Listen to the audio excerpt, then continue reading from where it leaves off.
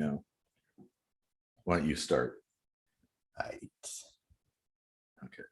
You're live. Are we live? I believe we are. And we are live. All right. Okay. Well, welcome to Kitchen Sink Microscopy. I know you saw our lovely faces last night, but we are here live. And we'd love it if you like and share. And well, you can't share yet. Well, yeah, you can share the link. But when the video is done, go ahead and share the whole video. We're on air. And hit that little subscribe button that's like right there. And then you'll get these notifications when we go live. It's been a while since we did something live. So yeah, quite a while actually. Yeah. And I'm Eric Rosenblatt. The other side of the KSM equation. I think you pretty much covered all the bases here. So yeah, there's no song at the end. Yep, so. No song at the end. But hey, if you like music, we've got pretty much a new song that we write every regular episode. There will be a piece of it at the end. So something to check out. Yep. And if you, for some reason, we're kind of like using a experimental audio setup here. So if you can't hear us, let us know. But of course, if you can't hear us, you wouldn't hear me saying this. So fuck it, we're live. What do you want to talk about today, Casey? Well, a few episodes back, I announced that I'm getting married, kind of a little out of the blue, but, things happened in kind of a sudden fashion. And just as suddenly, they came crashing down a week ago. And it all kind of just boiled to the point of no turning back, no chance for reconciliation, and I completely lost my chance to be a dad. And and it was just all over some little shit, not like I'm not calling one of the kids a little shit. I mean, like little shit, small things, things that are relatively inconsequential if you look back on them in the future, right? Yeah. We got along great and everything, but I don't know. I was, when it first happened, I went through 5 days of like anxiety and not eating, and like I couldn't keep food down anyway, and I wasn't sleeping well. And then, it came to the point where she said I wouldn't be in the kids' lives anymore. And I just kind of snapped, and I checked into a hospital for a couple of days. And while I was in there, I spoke with her, and it was sounding like she wanted to be open to the idea of me like still being in their lives, and her and I just being friends or whatever.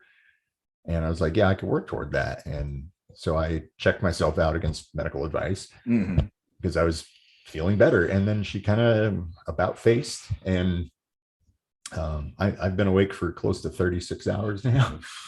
Wow. Because I fall asleep for 10 minutes and I have nightmares. Like, she straight up blocked me and got the kids all pissed off at me and everything. And like talking shit about me. And, man. Yeah. So, and I mean, I was pushed to like anger, and I don't like getting to that point ever. The only time I've ever really been like that was in an abusive relationship. And, looking back on this, it's kind of an abuse. Like, she just would not talk to me or consider anything I had to say. She said, there's nothing to talk about. I've made my decision. And like, well, you aren't even hearing or listening to me. So it's, in short, I thought it would be great to talk about just like black hole relationships, or, like dead end relationships, love in general, heartbreak. Yeah. All of that, I think that's a good idea. I think this is a subject that everybody can identify with, honestly. And this is probably a good time because I'm pissed off and I need to vent. But, if I tried to do this days ago, I would have just burst into tears and it would have been not a very entertaining. Yeah. And I don't have any tissues up here. So shit. I'll try to try to keep my shit together. Hold it in. Use your shirt. I could always get tissues if it comes down to I'll it. wipe my face on my face. Head over to ksmvidcast.com and get your deep sink diving t-shirt. Oh yeah. Oh, I should probably have a collection of those too, so I can probably. Yeah, I need to order some samples and stuff. Mine are getting worn out already. So. Yeah. Well, when you wear it this frequently, one of the things that has always bugged me about like relationships ending, because I've had a lot of relationships end. Mm-hmm. Well, it's probably kind of a daily thing for you with so many girlfriends to cycle. Yeah. Well, I mean, yeah, that does factor in being poly. There's more people involved, so obviously the odds increase to some extent that somebody's going to go their separate way or whatever. But in my experience lately, it's fairly cordial. People, maybe there might be an argument or something and some harsh words, but generally you don't burn bridges. And that's kind of what I wanted to bring up, is the whole idea that when a relationship ends, so many people just burn it all down. Like no hope for anything in the future, like that's it. It's over, never coming back. I unfriend you, block you, blacklist you, talk shit about you and stuff. Like, well, why? Well, sometimes that's just temporary. Like I've had that happen a number of times, and I've reconnected with some people later in varying degrees. Sometimes it's trying to restart something, and that really doesn't usually fare too well. Like as soon as you break up, you immediately it's like telomeres in biology, right? Like, well, no, you probably don't know. Anyway, like our cells effectively like multiply constantly and replace themselves and all that stuff. And the telomere is basically kind of like a fuse. And so when the telomere length gets really short, and it just basically says, okay, it's time for the cells to just die. And that's kind of what, like a lot of cancers, basically the telomere never shrinks, and so they just keep replicating. Okay. So now I forgot where I was going with that. Burning bridges. Oh yeah. Like maybe sometimes it's just kind of like when you jump into a relationship, that telomere length has reduced a little bit. So the lifespan, the passion, all of that stuff is a little muted each time. Yeah. And maybe like it's very different coming back around again, because I've had relationships like that where things do, I don't necessarily want to say like rekindle, but like you reconnect with somebody and have a different kind of relationship, and it's different. Like, yeah. One thing that separates it is it's no longer new, right? You already have had a whole bunch of experiences, and sometimes that's a plus, actually, because going back into something, you kind of know what you're getting yourself into. You might already know the person's personality. You've had shared experiences, which is really valuable, but you're never going to have that like everything is new, the discovery aspect of things. Although if enough time has passed, like somebody could be totally different. Yeah. And maybe they learned things, or you learned things throughout the course of that passage of time that makes it a completely different relationship. Yeah. Well, the other thing is, every time a relationship ends, you learn something about what you need. That's true. And like this time has shown me, I mean, I've known this about myself, but I'm quick to judge character, like it, and I don't want to say judge because people have a negative connotation of that. But like evaluate. I learn about people really quick. I download information about them in like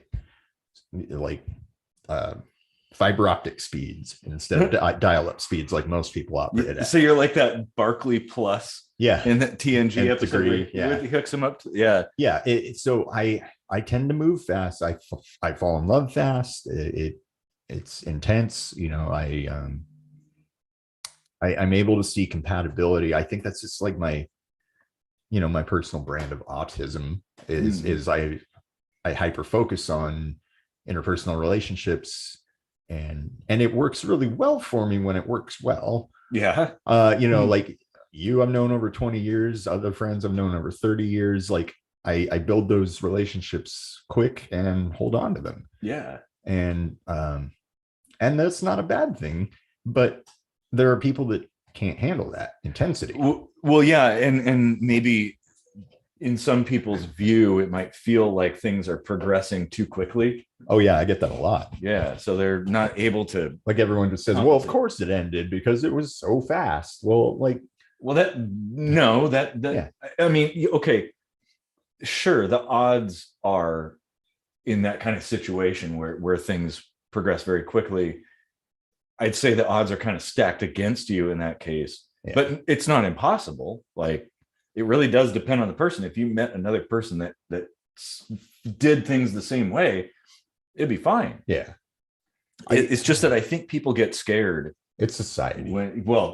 It's absolutely societal condition. A lot of relationship problems come down to that. Just like the whole idea of like it being too fast or whatever is all societal. It is. Because if I had been with somebody who, I was with somebody who went at that speed. Mm-hmm. It just happened to be like an anxiety thing for her, like, irrational fears and stuff like that of her failing. And so she chose to fail to avoid failing. But anyway, that is a bit contradictory. Whatever her thought process was, I'm sure it makes sense to her. Sure. And, I'm not going to disrespect that. But well, yeah, absolutely. And, as I say often, the people's perceptions, their beliefs, the way they see the world is a product of the totality of their experiences. So if somebody's had experiences that, mold their behavior a certain way, well, then, it's in line with their experiences. We all have different experiences, and that's important to keep in mind, I guess. And that's really important, in fact, when you're dealing with a relationship dynamic, to understand that, that person didn't live the life that I lived. They had different things. Right. And so maybe a little bit of understanding is important there. It's funny because we also had a lot of parallels, and we both had two failed marriages, one fairly long, one fairly short. Went through the big wedding, went through the small wedding, and we were both like, let's just go to the courthouse and do this on the down low, and then have a party for people later. Yeah. Speaking of that, you wanted me to officiate your wedding. Yeah, I was looking forward to. Yeah, and it was gonna be so great. Like, we were gonna have fun with it, and have you be like the dude from Princess Bride. Marriage. Yeah, I so wanted to come out wearing the cloak. Yeah, and then pull it back and say that. I mean, I still get really bummed. Like, I think back on all the things that we didn't get to do, and all the great times we had, and all all the other great stuff. And and I feel like it ended too fast. Mm-hmm. Like, that's what happened too fast. Yeah, like the love was real, and especially with the kids, man. Like, that's the biggest part. Like, I could have treated it like a separation or a divorce or something, where we play nice around each other for the sake of the kids, and I get to see them every now and then, just to stay in their lives and be a father figure, which like they needed. And well, and that's really hard, because it's like, if you develop a bond like that, to have multiple bonds ripped apart. I lost 3 loves in the matter of seconds over a text. And like, getting dumped by text is, like, I'm almost gonna stop texting, period, because any kind of disagreement we had was all misinformation or misunderstandings through text message. Oh yeah, that is an important lesson. Yeah. Because you can't get the nuances that you can Mhm. receive in person or even over the phone, where And you that's can why hear vocal inflections that's and why we things. do this show on YouTube, so people can see You- all of the English language in all of its visual and auditory yeah, splendor. they can see our expressions and our body language and stuff. And Yeah. that's really that's the whole package right there. And that's something that I've dealt with many, many times throughout the course of my life, like you're saying, with texts and misunderstandings. And one of the most important rules, I think, something to me that I think everybody should be considering, is when in doubt, always assume best intentions. Yeah. Like, we should be starting off with the assumption that whatever the case, however I perceive what somebody said or did, you have to start with the default position that their intentions were good, not bad. It's that whole, like, apparently there's some anxiety and fear, that is exactly what poisoned the well there, right? You start off with the assumption that, oh God, it's rocky, it's shaky, it could fall apart at any minute. Yeah. Well, yeah, then it's confirmation bias. You're going to be looking for every little thing to self-fulfilling confirm. prophecy. Yeah. Do you want to throw an invite to Ted, and I'll just kind of expound upon that? Yeah, let's see. Do I have his email? It should be in the database. All right. The database. Okay, go ahead. So the self-fulfilling prophecy, that is exactly what happened. And I might have been part of that too. Like, I had, last Friday, a day before it actually went down, I had a deep, dark sense of foreboding. Like, I felt like something was going to go wrong, and there was really no indicator of that. And the other creepy thing, like, like Saturday morning, right before we broke up, before we even said good morning to each other, I log into Facebook and I'm getting these ads for jewelry interspersed with ads for how to break up with someone or how to deal with a breakup. Dude, I'm telling you, man, that AI knows shit. It is like creepy. It like can detect. Well, there's that famous case of the girl who was receiving like flyers and ads from Target for baby products, and the dad got all pissed off, right? And went, like, called them and was like, "Why are you sending the baby stuff? Like, my daughter's not pregnant." Turns out she was. And their algorithm that was determining what stuff to send for advertising figured out, based on her buying pattern, that she was pregnant, and she didn't even know she was pregnant. Wow, yeah. Isn't that wild?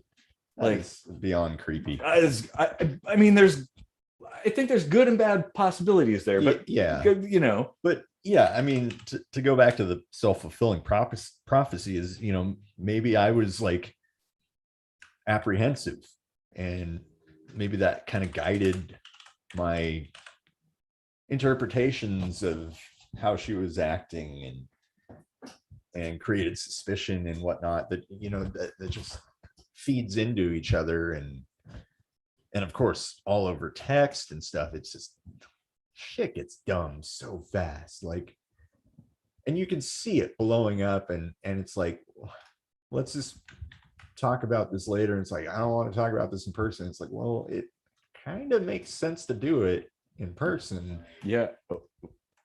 And I mean, what are you gonna do? Like, exactly.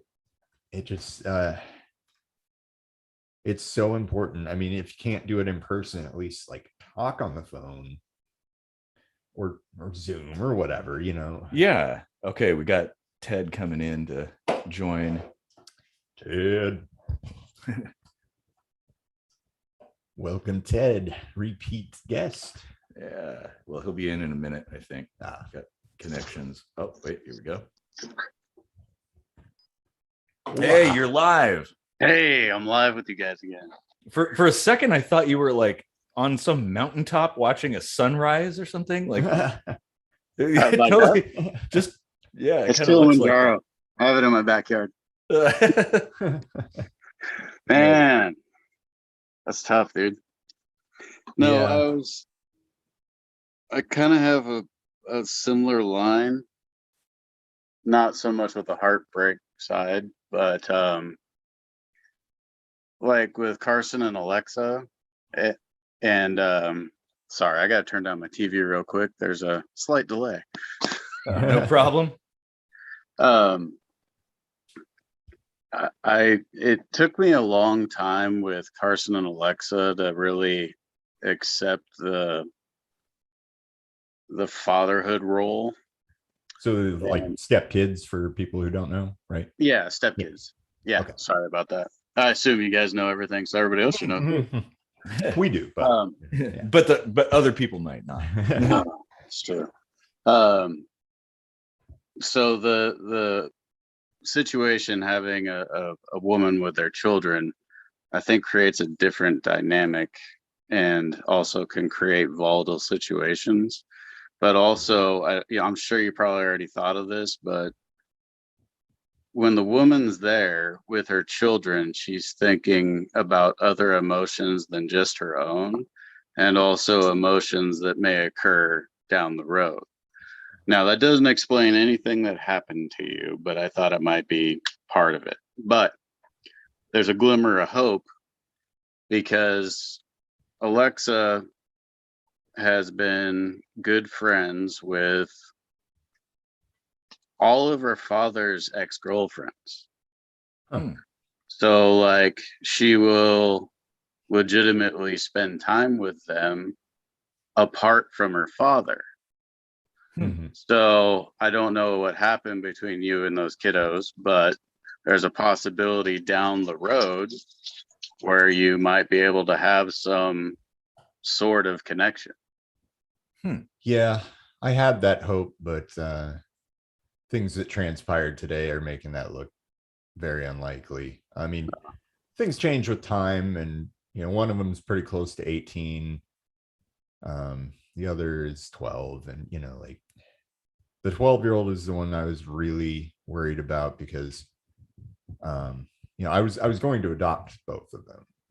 Like I was literally going to be dad. They already called me dad and everything. Oh man, dude. Oh shit. Yeah, That's so hard on kids to deal with that roller coaster of emotions, Yeah. And as of today, she still didn't tell the 12-year-old what was going on. And she was like, he's oblivious to it. I'm like, I've been gone for a week. Well, that's not normal. Yeah. Like he's 12, not 2. And that's partially what got her pissed off at me is I was like, we need to talk about this for the kids. Like it's not even about us anymore. It's like, I mean, I think I was actually being a good dad. Yeah, I would say so. Yeah, because like they've already had to deal with losing one dad or separating, splitting, things getting broken apart. I mean, now you bring up their hopes. Like, I'll be in a family again, and then boom, crush it. And this has happened to them before. Oh, really? Yeah, I don't know exactly how many times, but there was a similar situation where a guy was going to adopt this 12-year-old, and then he disappeared. And was it him? Now I'm wondering. Especially because of some things that the older child had told me when he got mad at his mom. Like, there was some writing on the wall. That this is kind of a pattern. Yeah. So I think he was right about that, unfortunately. Man. How long did it take for you to meet the children? Not very. Okay. Yeah. So it was relatively quick. It did all happen very suddenly, but the connection was very real. Right. They were big fans of the show. They like, here's the thing. I went on Facebook dating, and I think this is brilliant. I said, if you want to get to know me and you don't even want to go on a date, just watch my show. I'm an open book. And a lot of people did. Like, we got a bunch of subscribers just based on like girls that wanted to date me, and they're like, oh, your show's really great. Exactly. Like, hey, all right. And it's kind of a win-win. Like, and I think that's a better way to explain who you are, or it kind of covers it's a lot more real. Yeah. Like we're all like, you and I, like the things we talk about, this is our true selves, basically. Yeah. Like we're the same on camera as off camera. Yeah. Like the 12-year-old, he was such a huge fan of our Halloween mini movies. Like he just cracked up laughing, and I love that. Like he was just like a mini me. It was almost like he was actually my kid. Like, man, like if you watch home videos of me at that age, we're basically the same kind of big hams that like make stupid dad jokes at the age of 12. And, like it was perfect. Like everything I could have ever wanted that I thought I'd never ever have was right there, going so perfectly. And then it was gone, and it's like, what do I do? I guess like it's important not to get too despondent about it, because it's like you hard. Said, you learn, oh yeah, totally, but you learn what you really care about in the world. Like maybe before this you didn't realize how important all of that was to your life. I mean, and yeah, it's shitty. I mean, honestly, I'd almost say it's no different than if somebody died. Well, I was about to say, like, people think, oh, you didn't know them that long, you'll be able to get over it quickly. But it's like, if you had a 2-month-old, because that was about how long I knew them. If you had a 2-month-old infant die and you knew you'd never see them again, would you want to hear like, oh, you'll get over it? Yeah. Oh, you didn't. They were only 2 months old. Like, fuck off. Yeah. You have no heart. Like, exactly. And I don't want to be disparaging, but like she was kind of acting in a manner like that, where it was very dismissive of my attachment to those kids, and vice versa. Well, yeah, I was gonna say, what about their attachment to you? She didn't seem to give a shit. They don't have the maturity to be able to deal with complex emotions and understand complex things. Things are a lot simpler when you're younger, and yeah, it may take them more time to get over you than you to get over them. Yeah, honestly, like they're going to need counseling. Yeah, like she's at least admitted that, and it's like, it shouldn't have fucking come to that. I know, like that should have been a consideration, and the idea of like, hey, let's sit down and talk about this. I think that's the way you solve most problems. Yeah, is like, to have a discussion, sit down with somebody, talk about it. Yeah, okay, maybe you might not come out the other end feeling great about it, but at least you made the attempt, right, to resolve the conflict. I know there's a lot of women that are single mothers that won't introduce people to their kids, and that's a fine choice to make too. Sure, but your kids are your life, and they're a part of you. That's part of you. That's a huge part of you, and that should be part of the dating process. It has to be, because if you want something to be long term, it's only fair to the person you're dating to see what dynamics are involved in that. Yeah. I mean, yes, there's a huge risk to the children, but it's vitally important to the children to be part of the dating process. Well, absolutely. And to correlate that with polyamory, like having other partners being involved in the process, and meeting partners and knowing that there are other people, like, that's really important. And yeah, sure, some people practice like exclusive poly, which really isn't, it's more non-monogamy, but open marriage, basically. Yeah, I guess so. Mormonism. Yeah, I guess so. But I mean, that's definitely something that you're right, like the kids are a part of you. They're oh geez, oh whoa, oh geez, ooh, oh man. Well, I will let you and Ted converse, and I will go grab a couple paper towels. All right. I was gonna add kind of like what my brother does, since he has Jameson, and he hasn't had a relationship for quite a while. I think it's mostly because he can't tolerate humans. But it's kind of important.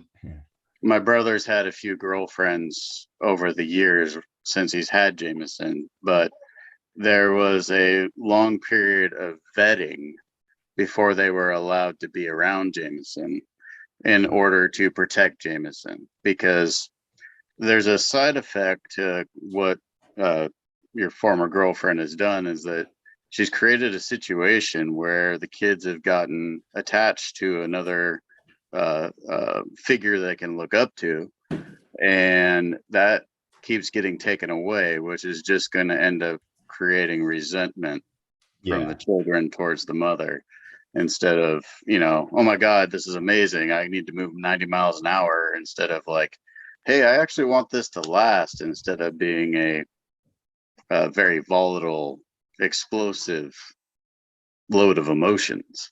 Yeah. Well, in a way, it's kind of like, say maybe military parents that are constantly moving, where the kids go to school, they make friends, and then whoosh, all of a sudden they're whisked off to some other place, and they have to change schools like once a year or maybe more than that. Yeah. Like, I mean, a little sense of permanence and predictability. Yeah, that's huge trauma. Yeah. My biological dad wasn't military, but they moved a lot, like several times a year. And he doesn't have memory of like up till he was 9. Oh, geez. Like he completely just has no memories, because there was like no stability, no foundations, no long-term attachments made in like crucial development years. Yeah, that's really important. I mean, if everything's in a state of flux like that, man, that's unless you have tough. extremely good communication and you can make your children understand without omitting or lying to them, it's just not going to work. Well, these are smart, perceptive kids, like he knows what's going on.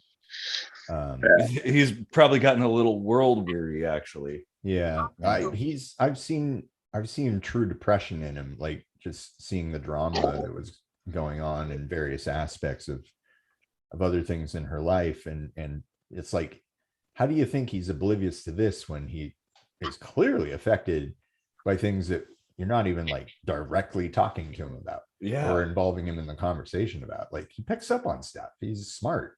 Well, yeah, I mean, at 12, you certainly can understand quite a lot. Yeah. Like you said, people became parents at that age back in the day. Yeah. So obviously you got to be able to like navigate the world a fair amount. Exactly. Like, and people became soldiers and kings and stuff back at that age. So yeah. So biologically speaking, I guess, or mentally speaking, we're equipped to comprehend a lot more than I think people give kids credit for. And like dealing with those, that's one thing that I think is tough, is dealing with the emotions without the tools to deal with them.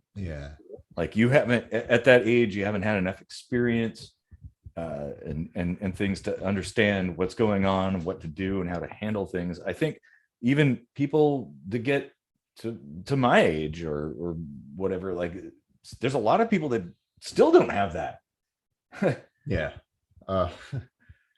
And speaking of emotions, like, I tend to be a fairly stoic person, but when it came to the idea of, I mean, I went into work early. I got there at like 7:30, and I was texting with her and trying to set up a time we could talk in person or on the phone or whatever about telling the kids and having a conversation together and coming to an understanding together as just kind of like a family, even though we were going our separate ways or whatever. Like,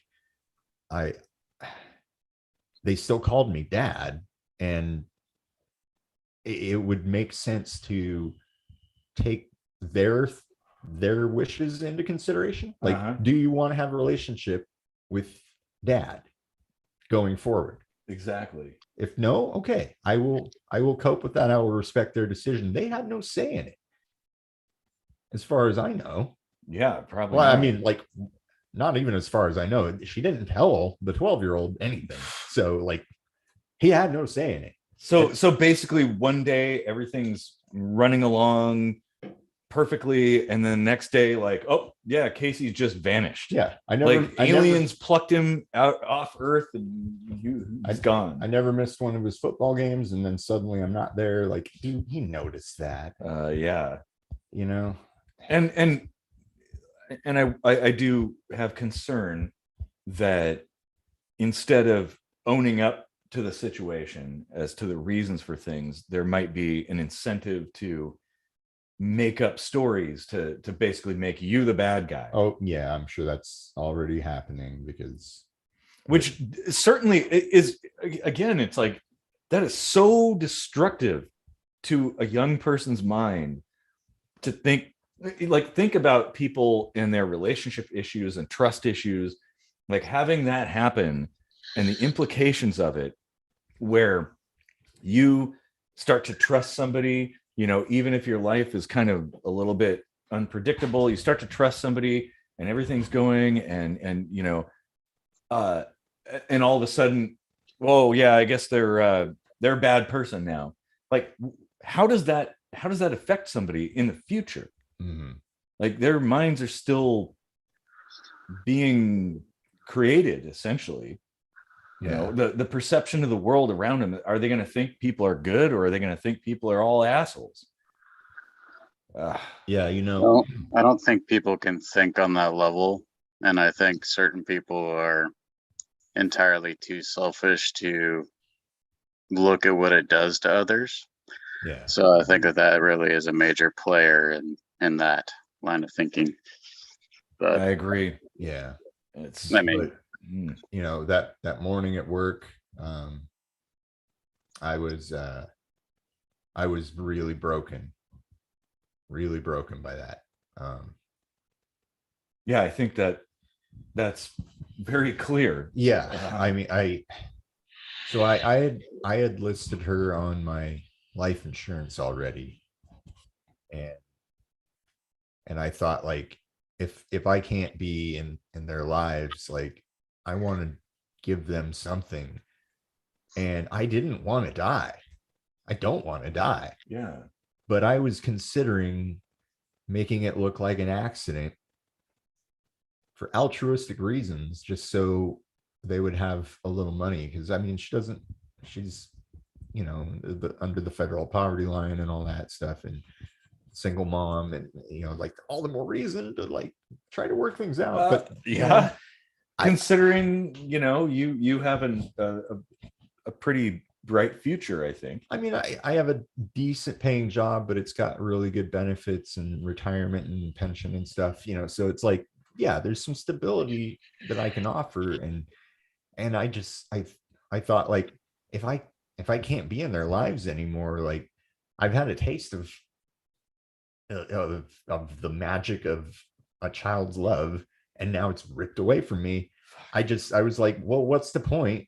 Like, I'll just do something for them that, she's obviously not going to turn down, like, can't just give it back to me because I'm dead, Yeah, true. I mean, but then would they even be aware of that? Or would there just suddenly be more money? I don't care. It doesn't matter. Like, all that matters is that they get taken care of. I don't need them to know where it came from. Can't you name them as the beneficiaries of your insurance policy? Like, my insurance policy at work. Can you do that with children, like minors, though? Well, I think it's easier for me. I have Riley listed as 50%, and Lisa gets the other 50%. Uh-huh. So I don't know if it would be difficult for you, being an outsider. Right. You haven't adopted them, Yeah. but it might be a worthy question to ask, to name both children if, you want to make sure that they make it, I mean, I know she wouldn't squander it on anything but the kids. Like, well, I don't think you should end things just to give them something now. I mean, maybe put that in place for the future, as a, somewhere down the road, your life will have assisted them. Yeah. even though she hates my guts, I'm not taking her off, because even if she gets the kids to hate my guts, whatever, I still love them. I still think of them as my kids. And if I die in an accident, I want them taken care of, because they're the closest thing I have to next of kin. Yeah. I don't need a piece of paper for that shit. And that's the thing. It's like, we talked about that in the family episode. Like, you're basically like my brother, like, even though we're not related in any way that I know of. I mean, we both have Scandinavian roots, so maybe way back somewhere there could be some kind of connection. But that's how I see you, as like my brother, and it's like, yeah. And I kind of started feeling that way pretty early on too. Like we really connected in a lot of ways. So I totally get where you're coming from with that relationship. Like it doesn't take decades to form a bond with somebody. No. Sometimes it just takes like the right set of circumstances, or I don't know, conditions being just right, or whatever. We talked about that in the marriage episode, because I knew that the general consensus would be like, oh, whoa, this was way too quick. But I knew early on, before I even actually like considered proposing, but then we kind of started like half jokingly talking about it, and it was actually kind of making sense to both of us. And so we did, and everything was going great, and until like her internalized pressure levels reached a boiling point, and or critical mass or whatever, like, and I was the chaff, essentially. And so were the kids too. Well, yeah, as a byproduct. Yeah. Like I don't think she intentionally wanted to hurt them, but she did. Well, yeah, if what you're saying, like the bonds that are being formed were that strong. And certainly for especially the 12-year-old kid, they're probably desperate to find a consistent, stable connection, especially like that kind of situation where things are always in a state of flux, like that. You're looking for something that you can hold on to, and to have that torn away from you. I mean, especially, I would hope there's no like saying, shit talking, basically, like, oh yeah, Casey, he's the reason, he's a problem, he's just a dick. Like, sadly, I fully expect that. And I hate that I even have that thought about her, because she's like a different person all of a sudden. It's not something I would have expected of her, but now I kind of do, just based on the cold and callous way she's been treating me. And well, that's kind of something I'd want to understand, like why would somebody be that way? I don't know. One of life's unanswered mysteries, I'm afraid. Yeah, probably so. Oh man. Yeah. So yeah. Little bit of a downer of an episode, I guess. But, yeah. Maybe not. I mean, I'd be nice to have some more comments, like anybody that's watching, throw some ideas or stories or anecdotes or something. Yeah, I'm sure there's so many angles to go with kids and dating and marriage and relationships in general, and the speed at which they go, and whether or not that's even a big deal, or of course, like, there's only so much information you can get in a period of time. True. So like, time is a factor. Yeah. I just don't think it's like as major a factor, or it doesn't have to be. Like, for some people, sure, if people are just slow moving naturally, That's fine. Yeah. I'm not. I'm Well, like and all maybe guns blazing, just like, well, and that could be another factor, that maybe it's like it scared her. well, it did, yeah. But the solution to that is to say, hey, maybe let's take our time, not like, oh, I'm going to burn it all down. Right, yeah. That's very, I mean, in fairness, she did kind of approach that, but the conversation was again in text, and it wasn't really an all-inclusive, fully disclosed discussion. Like, had I been able to come to the understanding that that's what was going on and that's what needed to happen, I would have made that shit work.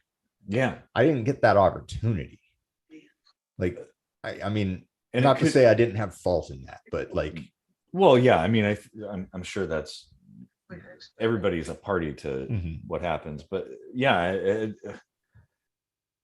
being upfront about things, I think, is really, really important. Being honest with yourself as well as everybody else.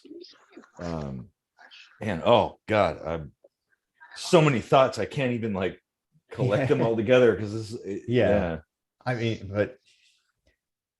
mean, to focus on the positives, like, I did learn a lot about things that I need in a relationship that I didn't even know I needed, you know, like, there was just so many qualities that she had that were, you know, eye-opening for me. Yeah. You know, I was like, oh wow, this feels really good. Like, I never even knew I needed to look for this in a relationship.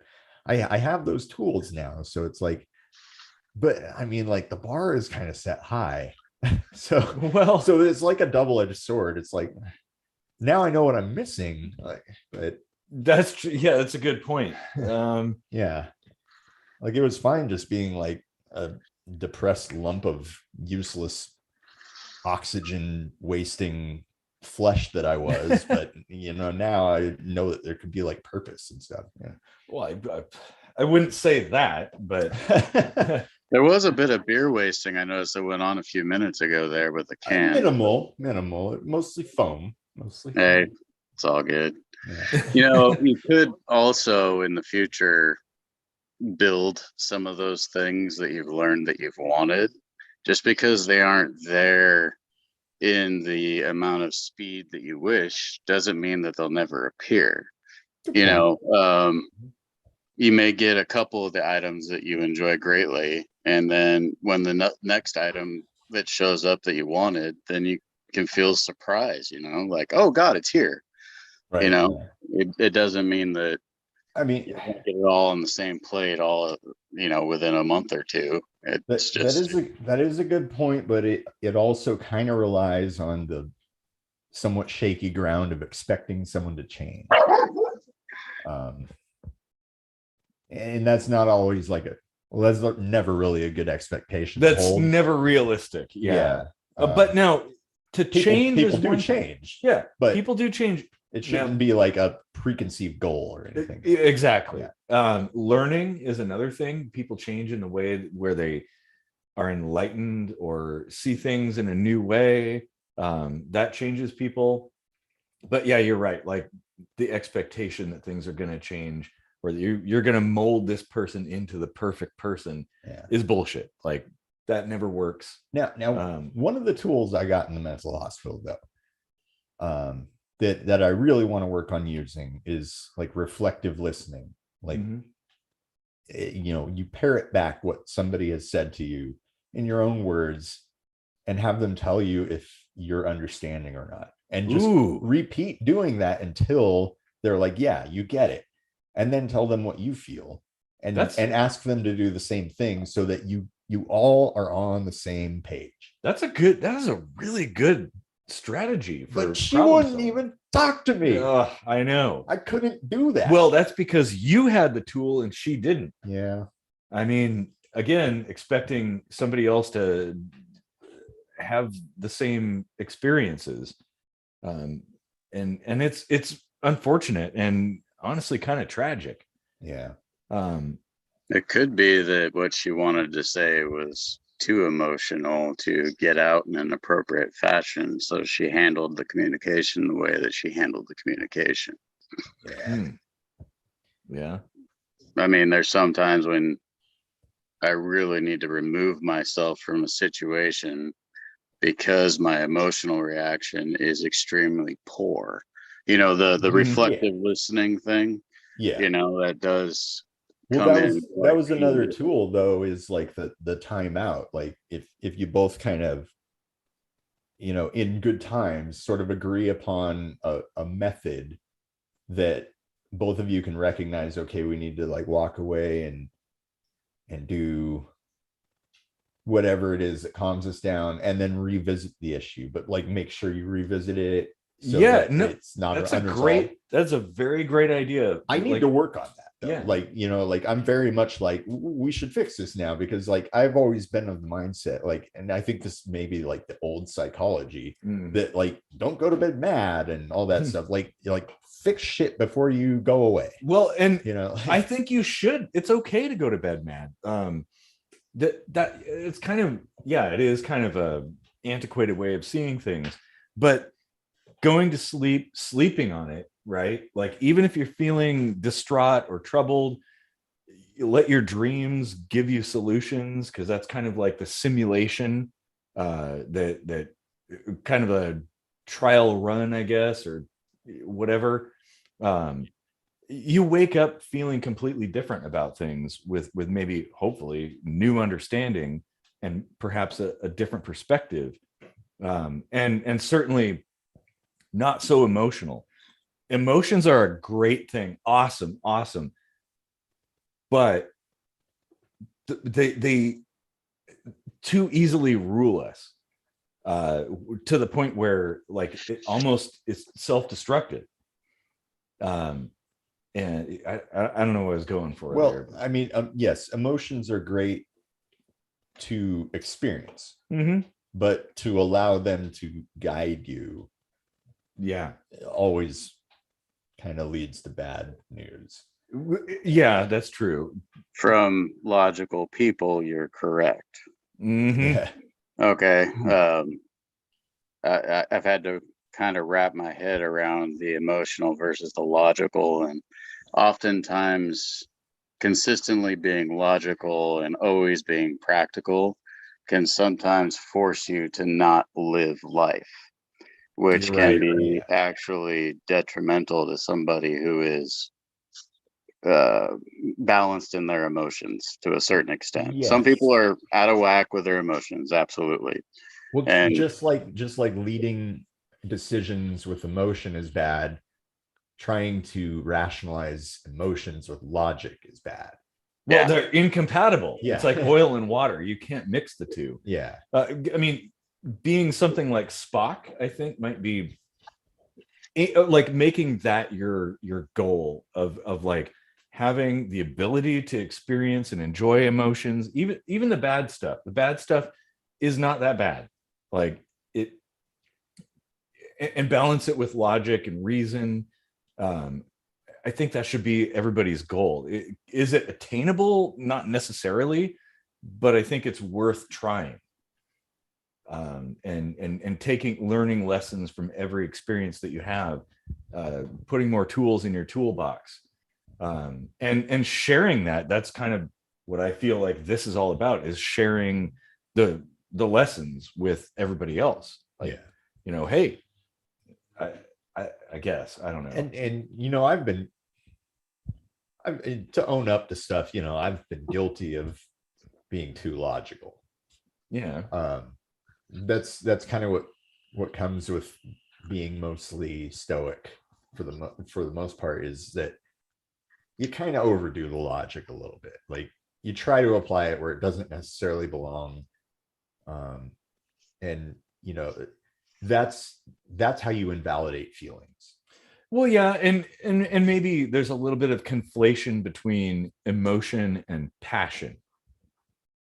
You could be stoic and logical and still have passion, where something cry watching a sunrise or something like that because it's so beautiful, or get excited about a new toy, whatever it is that you've got. But being able to temper things and balance things, like recognize in yourself when emotions are starting to kind of take over. Well, that's internal though. I'm talking about like, somebody says, I feel this way because blah, blah, blah.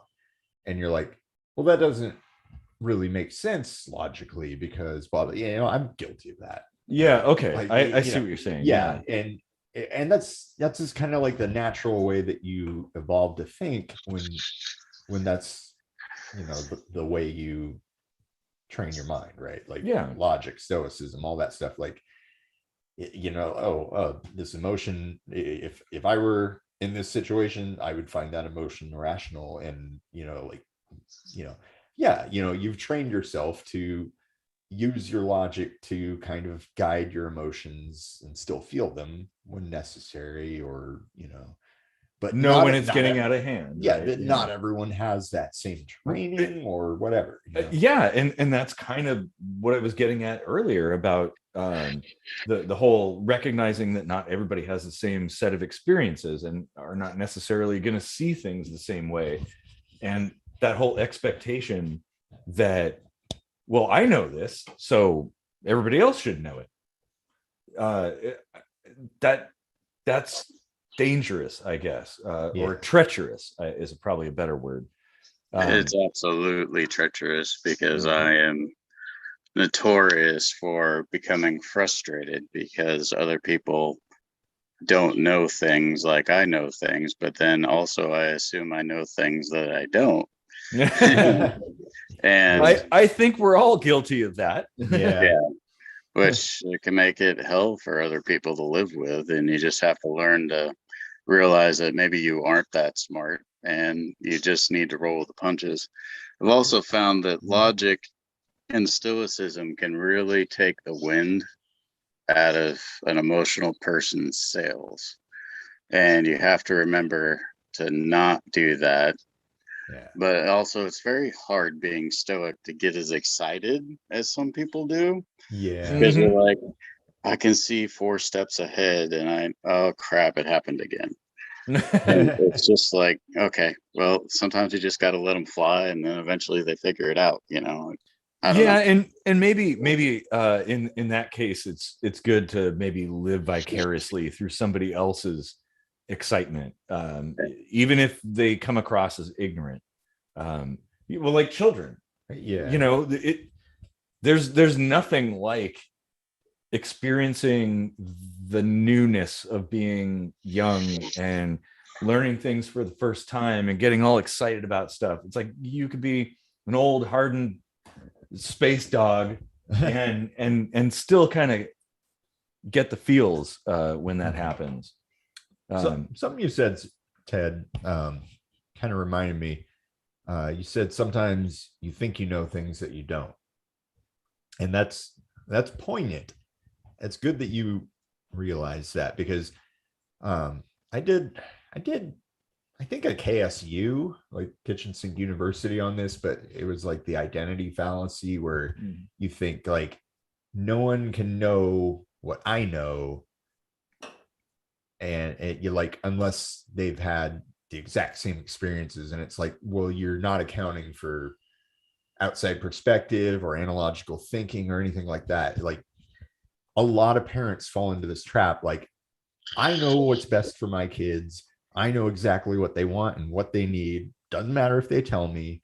Nobody else knows any better. You get clouded vision when you're too close to something. Well, and the, like you said, with the kids, like parents will say, well, you can't understand what it's like to be a parent because you're not a parent. Exactly. Yeah. Well, and that's that utter bullshit. Yeah. Utter I mean, bullshit. sure, maybe you might not have the nuances of that experience to know all the little ins and outs, but I don't think most parents even then do. Everybody starts out with no experience being a parent. Yeah. So like there's no way around that. Yeah, exactly. There's no goddamn handbook. Mm-hmm. Yeah. Oh, But there are there's handbooks, but they lie. Actually, I came with instructions when I was adopted. Oh, you did? It's tattooed on the back of your neck. No, literally, it was like feed them at this time and use this and warm it up to this temperature. And it was like, oh, this is how we parent. You know, I actually came with a guidebook. Well, So you're a Lego set? Is that what I'm yeah. Oh, Your man. It'd be parents more help like you put Technics, a together. little higher class than Lego. Batteries not included. Good movie, by the way. By Menon. Oh, man. Oh, we got some comments here from Christine. Everyone should be so enlightened. I think that was probably going back to something I was saying. Always keep. What if it was something I was saying, huh, Mr. What Enlightened? about me? I think I saw it pop up in the corner of my eye. But it could be. I will defer to your giving you shit. I know. No, you're enlightened. No, you're more enlightened. Always keep an open mind and be willing to put yourself in the shoes and mind of the other person. Yes. That's a good tool. Yeah, absolutely. Other comment, feeling like your emotions / feelings are being invalidated sucks. Yup. Yeah. Yeah. And that's a tough one. Because it's like, it's really hard if somebody doesn't understand you. Like, it's very easy to kind of go down that path of thinking like, well, they just don't care if they don't understand. And that's tough. Defensive. Well, yeah, and like different people learn in different ways. So if you're trying to explain something to me, for instance, the technique you'd use to explain something to me for me to understand is entirely different than what you'd use for Casey or Ted, right? Like we all learn in different ways and understand things differently. So I think credit goes to Casey. All right, you're the more enlightened. All right. Well, you did pose as Jesus that one time in that one picture. That was good, by the way. Man, if I could throw pictures up right now, I would totally put that one up. Jesus Christ, Poe. Wait, was that the one with the extra part that came out of the robe? I think it was. Oh man. Yeah, that. Well, Ted, have you ever had like an on and off relationship?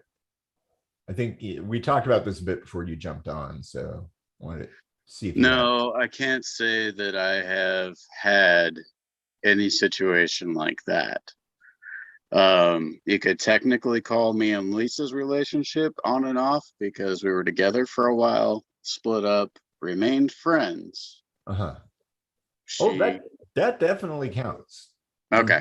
Yeah. Well, we remained friends the whole time, but also there was a connection there that occurred that I don't think happens so often in nature. Yeah. And I'm very lucky to have experienced that and continue to experience that. I know exactly what you mean about that. Yeah. And then, of course, she created another life and did that for a while. I was still part of it on the outside, and I remember you carried a torch for a while. Yeah. I still carry the torch. I was going to say, that's what I was going to say. Yeah. It's very clear. You know what I meant. It's very evident. Like, you have something very, very special. Yeah. And I just tried not to interfere, but be a friend, if that makes sense. I don't know how to explain how I did it, but the only way to experience Lisa is to allow her to be free and make her own decisions. Mm-hmm. Sometimes she makes some crazy ass decisions and she's sitting right next to me, but it's just, well, that's science. I think so. It's okay to test things like wild ideas and stuff like that, as long as you've got some kind of fallback or a plan. Yeah. I have no plans. I try not to have any. I usually just end up disappointing myself. But I'm right there with you. So you had a success story with with the on again, off again, I mean, there was like maybe not such like repetition or like short intervals, like wavelengths, let's say. It was kind of a protracted experience where you both grew independently and came back together. And that's awesome. Like, that's a great, like, fairy tale ending. Like, that's all. I'm very, very happy for you. That's awesome. Joe was supposed to write a novel about it, but he hasn't gotten around to it yet. And I was really hoping to get some royalties, but he probably won't ever. No. Joe's an ultimate procrastinator. I'm the one that has at least published one book, so talk to me. All right. Hey, yeah, let's work something out. Gotta get you some more money. But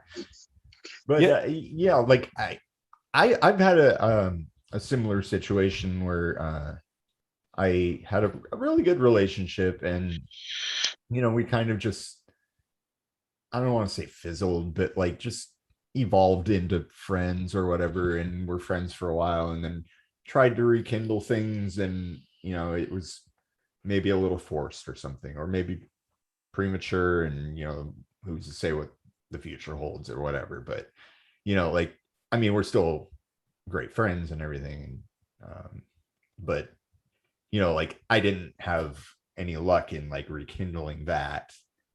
And I've had, well, like, I was in an abusive relationship that was like on and off, like every other week. It was like a total roller coaster. Well, I have a story like that too. And that's a nightmare, man. Like, well, yeah, like when I was younger, I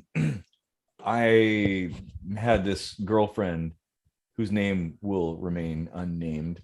But there's a street. Now tell your name. Good band. Oh man, love Goo Goo Dolls.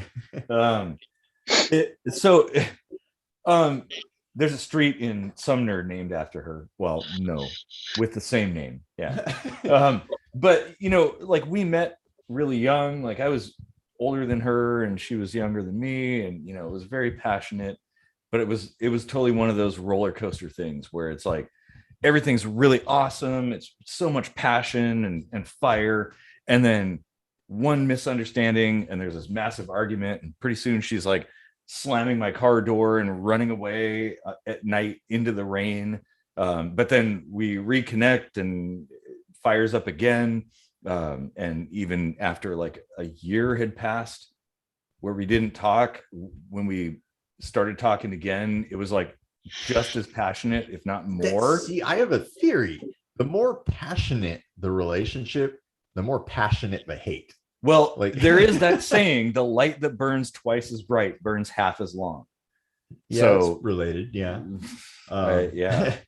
But yeah, every reaction has an equal and opposite reaction. Yeah. Yeah, pretty much. Yeah. Like, it does boil down to thermodynamics, even in interpersonal relationships.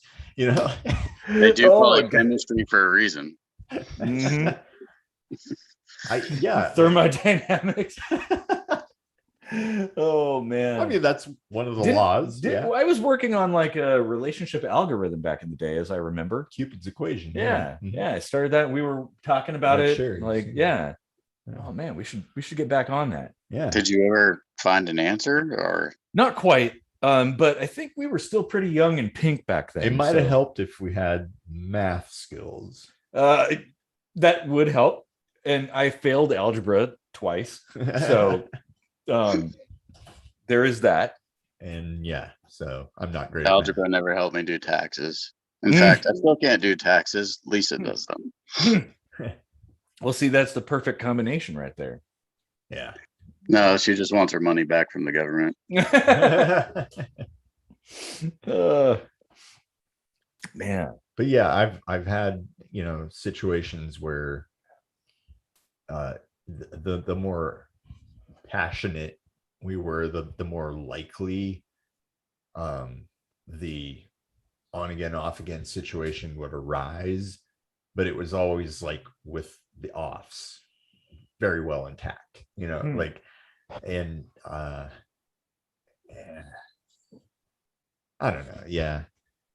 I get. You know, I'm glad you had a very different experience from what I've had though. yeah, no, I've been very lucky, but also I don't enjoy the emotional roller coaster. Now, I've witnessed multiple of our mutual acquaintances and friends go through multiple different kinds of relationships. And then you can also see a pattern of behavior that's a cycle and it's just going to happen. You're like, well, I'm going to give that about 2 weeks. And sure enough, okay, it's over with. But it seems like sometimes that speaking to emotions, there's an addiction to the level of feeling that occurs, whether it is getting a relationship or ending a relationship. There's no long-term feeling goals, and that ends up making for that cycle kind of thing that I was talking about. But I don't know if that's a thing or not, but it's just an observation. That's a really intelligent observation, actually. Yeah. Nice. Huh. Man. Yeah, like there should be kind of a normalization for laying out some goals and maybe ground rules to the beginning of a relationship. Like, I mean, well, let's talk about poly for a second. Like, that's not something that you bring up 2 years into a marriage and have like great success with, right? No, that's out on the table from the beginning. Yeah. You're like, hey, I see multiple people, or maybe somebody's married or whatever, or they have. And that might be an extreme example, but it does go to show the point. Like, if you've got like deal breakers or like must-haves, that shit needs to be on the table real early on. Well, and yeah, you're right. And I think a lot of people conceal those things because it's all about getting that relationship,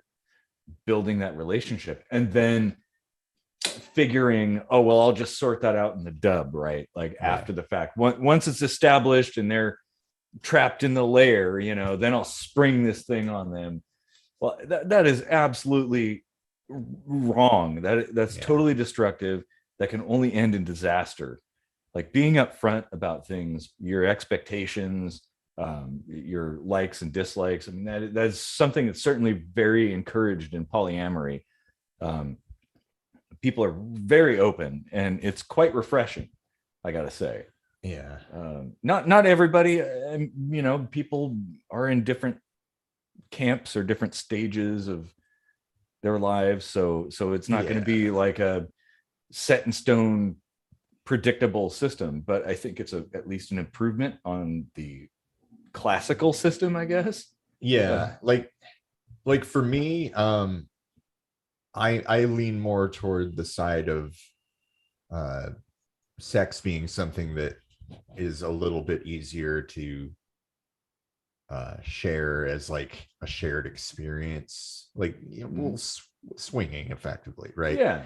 But like the emotional aspect of it doesn't really sit that well with me.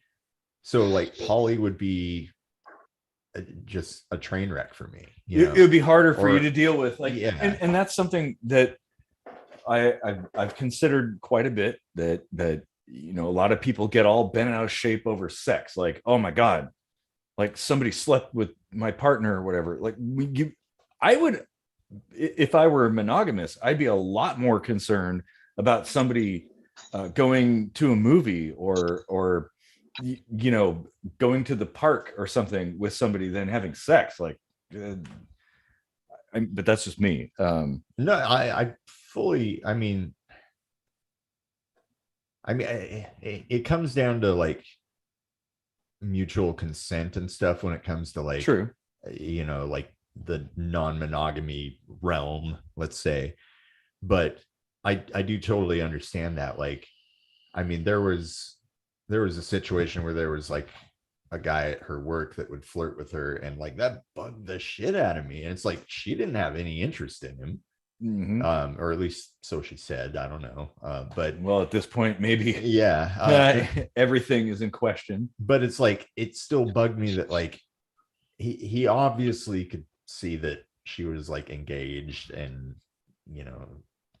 still did that sort of thing. And it was like, and she didn't like discourage it either. So it was kind of like she participated in like,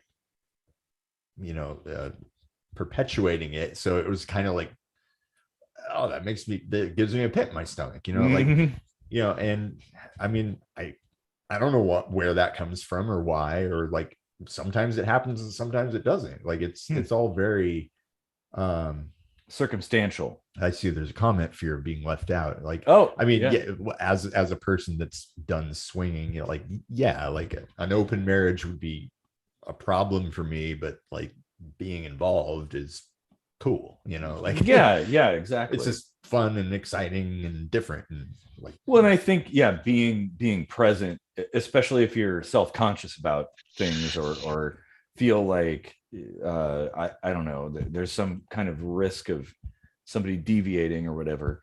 Now we have another comment, jealousy. Jealousy. Yeah. It's a very difficult thing to deal with. And I don't know that it's a bad thing necessarily. Well, no, neither good or bad. It goes back to our primordial days where you had to protect your inner circle. It's a defense mechanism. It's an instinct. But that doesn't make it correct. I think it comes from conditioning, years and years of different generations of humans being taught that this is the way you're supposed to do it, when in theory you should be able to do it however you wish, whether you're poly, bisexual, swinger, and it should be. And I think sometimes, like when we were talking about the prerequisites for a relationship, I think some things do become hidden, probably because of a level of shame and embarrassment of their needs. Back to the societal thing. Well, and experiential too. Like perhaps the reason somebody doesn't disclose certain details is because in the past, when they did, it resulted in a catastrophe. So now they're going to preemptively conceal that. So that whatever happened in the past won't happen again. But of course, that's nonsense, because you're dealing with a different person and a different situation. It's not the same. But, I know people who won't date somebody that has the same name as somebody they had a bad experience with. Like, it is a name. Somebody flipped through a name book and said, oh yeah, we're going to name our kid that. That's the only cosmic factor that determined that kid's name. There's no way that they're going to be the same because they share the same name. I feel bad for Teds everywhere. Not really. All I think is I want to be a cowboy.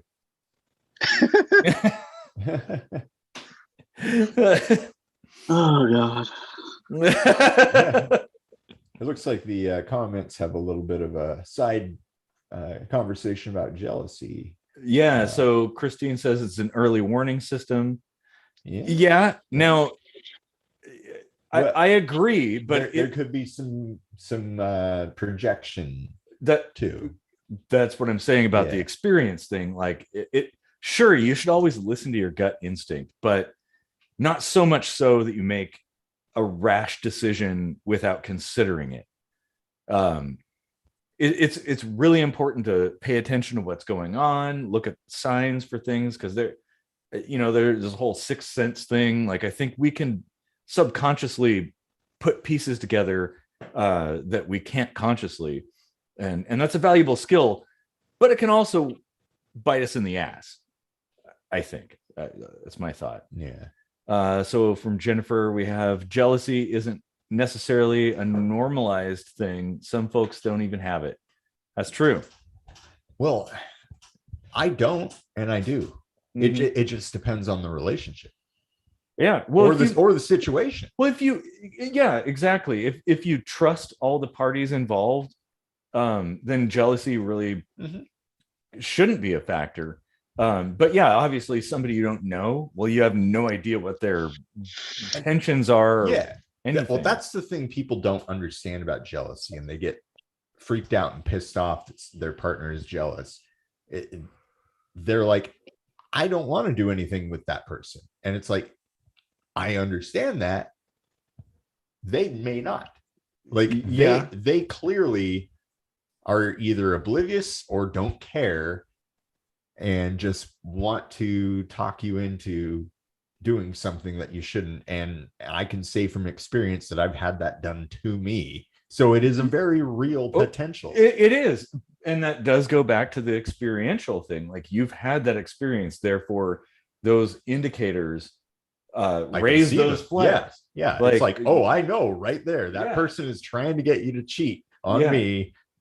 And exactly, you're not seeing the same things that I am. Yeah. And it is experiential. And people should learn to stop and listen to other people's experiences. Like, sure. And I mean, you should be able to like consider that, you know, maybe they've had different experiences, but it's like, it's finding that like reflective listening set point where you each kind of come to an agreement on what the other is saying and understand. Well, in my world, like if you trust somebody and understand somebody,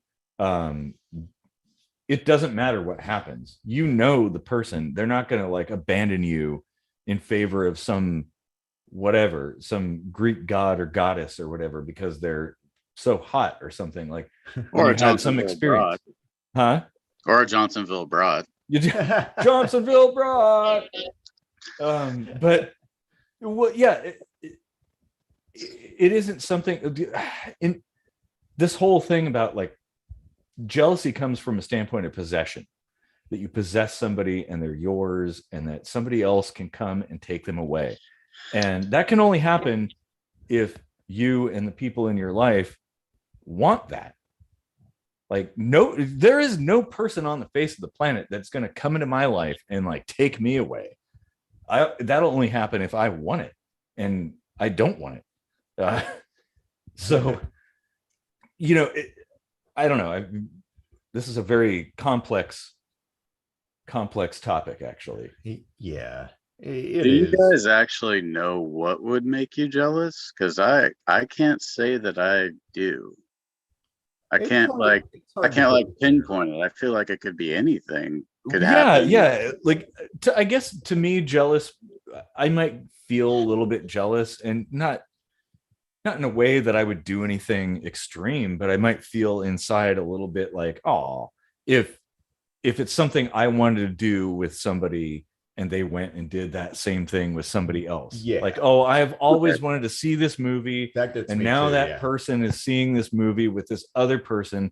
Now I don't get to share that experience with them. Especially if they know you want to and they purposely exclude you. Like, being excluded like that. Okay, yeah. If it just happened by accident, no harm, no foul.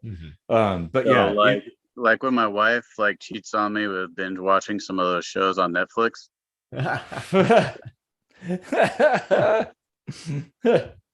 There's comment. There's that's more envy than jealousy. Yeah, I mean those things are related, similar. Yeah, that's true. You know, like to be jealous is envy. Yeah, I think it stems from envy. Yeah, but not all envy is jealousy. It's one of those situations, I think. Yeah, exactly. But jealousy comes from being inadequate, or feeling inadequate. You know, that's I think you hit the nail on the head right there.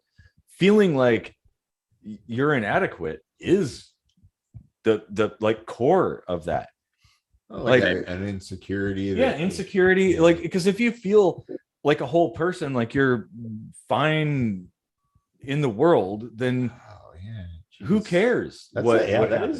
That is a good point. Oh man, you know, like I feel like if my ex was in on this conversation, we'd be married right now. Like I'd be officiating the wedding right here in my house. Like this conversation fixes every fucking thing. Like it does. Like I'm learning so much about like my culpability and what happened to me, you know, and I'm owning that, you know, like I've been saying for the last hour and a half, like, oh, I fuck up on this, or, you know, I got to work on that, you know, like, but I mean, it's not like I did everything wrong either, you know, like, no, I would say you did a lot right. Like, but then again, you could do everything right and still things don't work out the way you planned, because we don't know we don't have, we don't, not only do we not know, but we don't have command over all the variables in the system.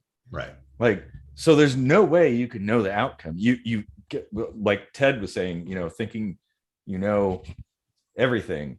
Like, well, we don't really know as much as we think we do about things. We fill in so many gaps. Yeah, exactly. So like, all you could do is try, and well, like my personal saying at the end of the KSU episodes is like, try, don't be afraid to fail, learn and teach. Oh yeah, you need to talk to my ex. Like, failure is actually a good thing. That's how we learn stuff. If everything always worked for us and nothing ever went wrong, we'd actually know nothing. We'd be dumb. Yeah. I think failure is the first step to wisdom, if I'm not mistaken. Yeah, that a truer statement has never been said. I've failed more times than you've even tried. Okay. All right. Go take a leak. We'll keep it going because I might have to do the same after you get back. But it'd be rather one-sided if we both did that. And a little weird. I only have one bathroom. So that would be kind of strange. Well, yeah, let's not do the show from the bathroom. No. No, that'd be bad. That'd be We bad. would be demonetized and shut down very fast if we did that. I just don't think YouTube plays fair with people sometimes. I agree. Yeah, I mean, it's okay to have a little bit of skin once in a while. It's all right.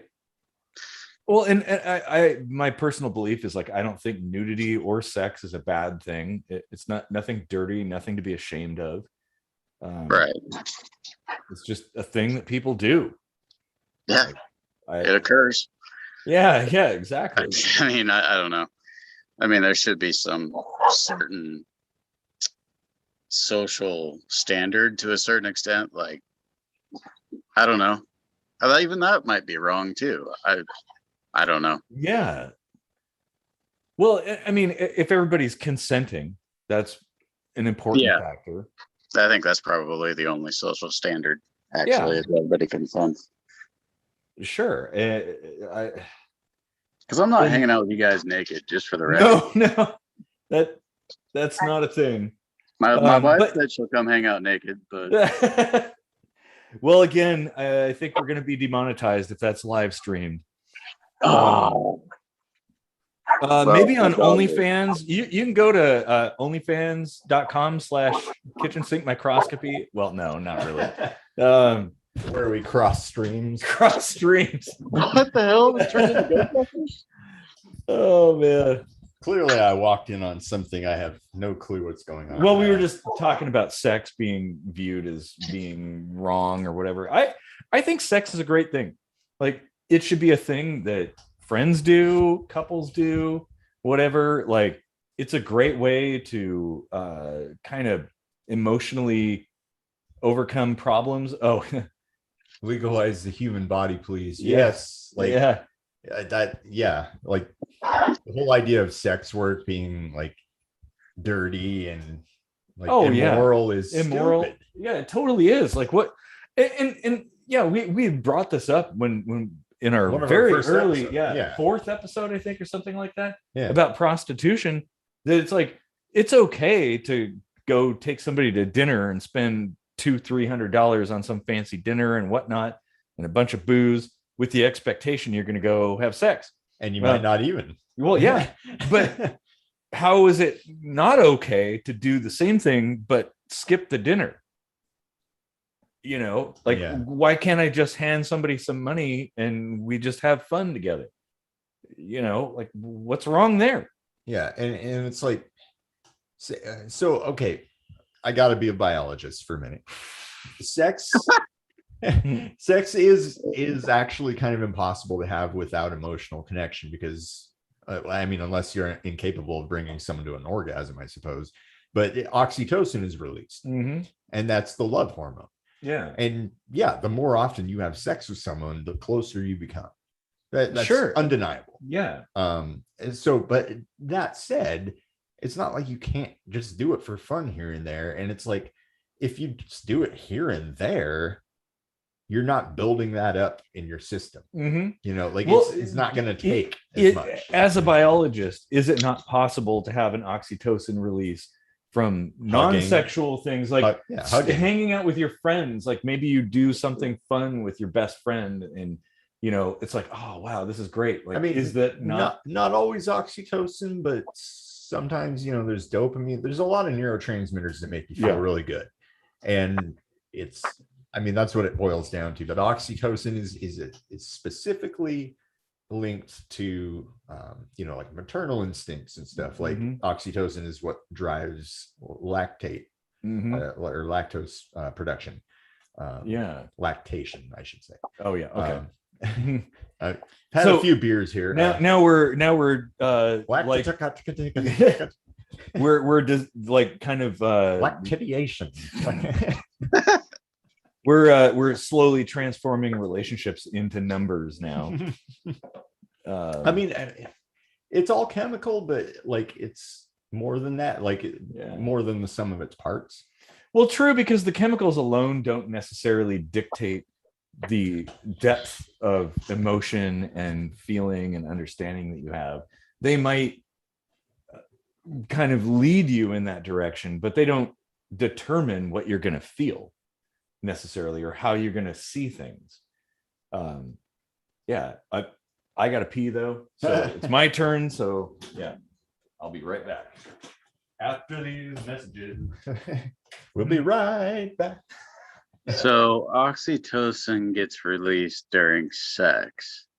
How does this apply to psychopaths? Do they have the same situation? Do they have the same chemical release in their head? That's a good question. I don't know. That is interesting.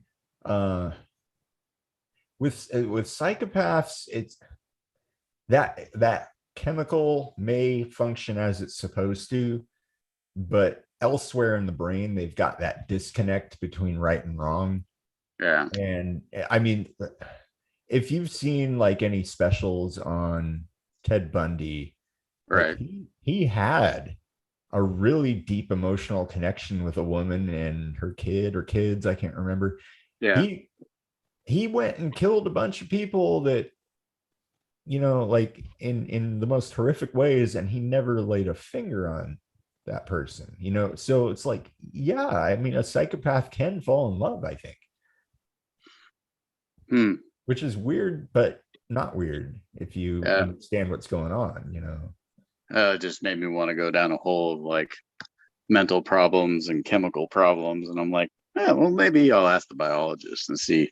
Yeah, I mean, it's so complex. We don't even know how the brain works for the most part. Like I'm not even sure I have one, to tell you the truth. It's mostly robot. I'm not sure. Yeah, I feel that way sometimes. Just go through the motions. Yeah, but yeah, I mean, like the chemical pathways may or may not function in psychopaths the way they do in other people, but I think there's way more to it than just that. With what's what going if on. Maybe their receptors are screwed up? Maybe they release it, but it can't be absorbed, if that makes sense. That could be too, but usually when that happens, you'll stop producing it altogether because there's a feedback mechanism. So like your brain is like, oh, we sense that there's more dopamine than we have receptors. Let's shut down the dopamine production. Yeah. You know, and that sort of thing happens. So if you don't have enough receptors, you're probably eventually just not going to create it. And that's why things like cocaine and meth that give you just massive rushes of dopamine, they're so addictive because when you stop doing them, your brain is like, oh, we thought we just shut down, you know, the factory is turned off. Wait a minute. You know? Isn't that kind of like a breakup? No. Ooh. Huh. Smoking cigarettes has to have that same kind of equation as well. Mm-hmm. That's why I chain smoked so much. I needed the dopamine. But if you get used to those, I'm kind of jumping in blind here, but if you're used to that whole oxytocin like chemical pattern happening, and all of a sudden it's cut off, the source of that, like, isn't it kind of the same as like, I mean, in a nutshell, when you're in love with someone, you're just addicted to them. Yeah. Really? Oh man, that really? I would, if this were not a live stream, that would go into the intro. That is awesome. That was a great Robert Palmer song, Addicted to Love. Oh yeah. Rest in peace. Nice. Hey babe, I need to go to a 12-step program. She just told me to have fun. I don't think she's addicted to me. Uh-oh. Is this where the jealousy comes into play? Is that the new way to say that we're breaking up? It's like, you know what? I'm no longer addicted to you. Somebody's had an intervention. I can't do this anymore. We can't hang out. Honey, I have to tell you something. I've been attending a 12-step program for love addiction. No, actually, that's a thing. Sex and Love Addicts Anonymous is a really thing. Yeah. I attended one meeting actually thinking that I had that issue at one point. I attended one meeting, but for a completely different reason. And I realized real quick, oh, I don't belong here.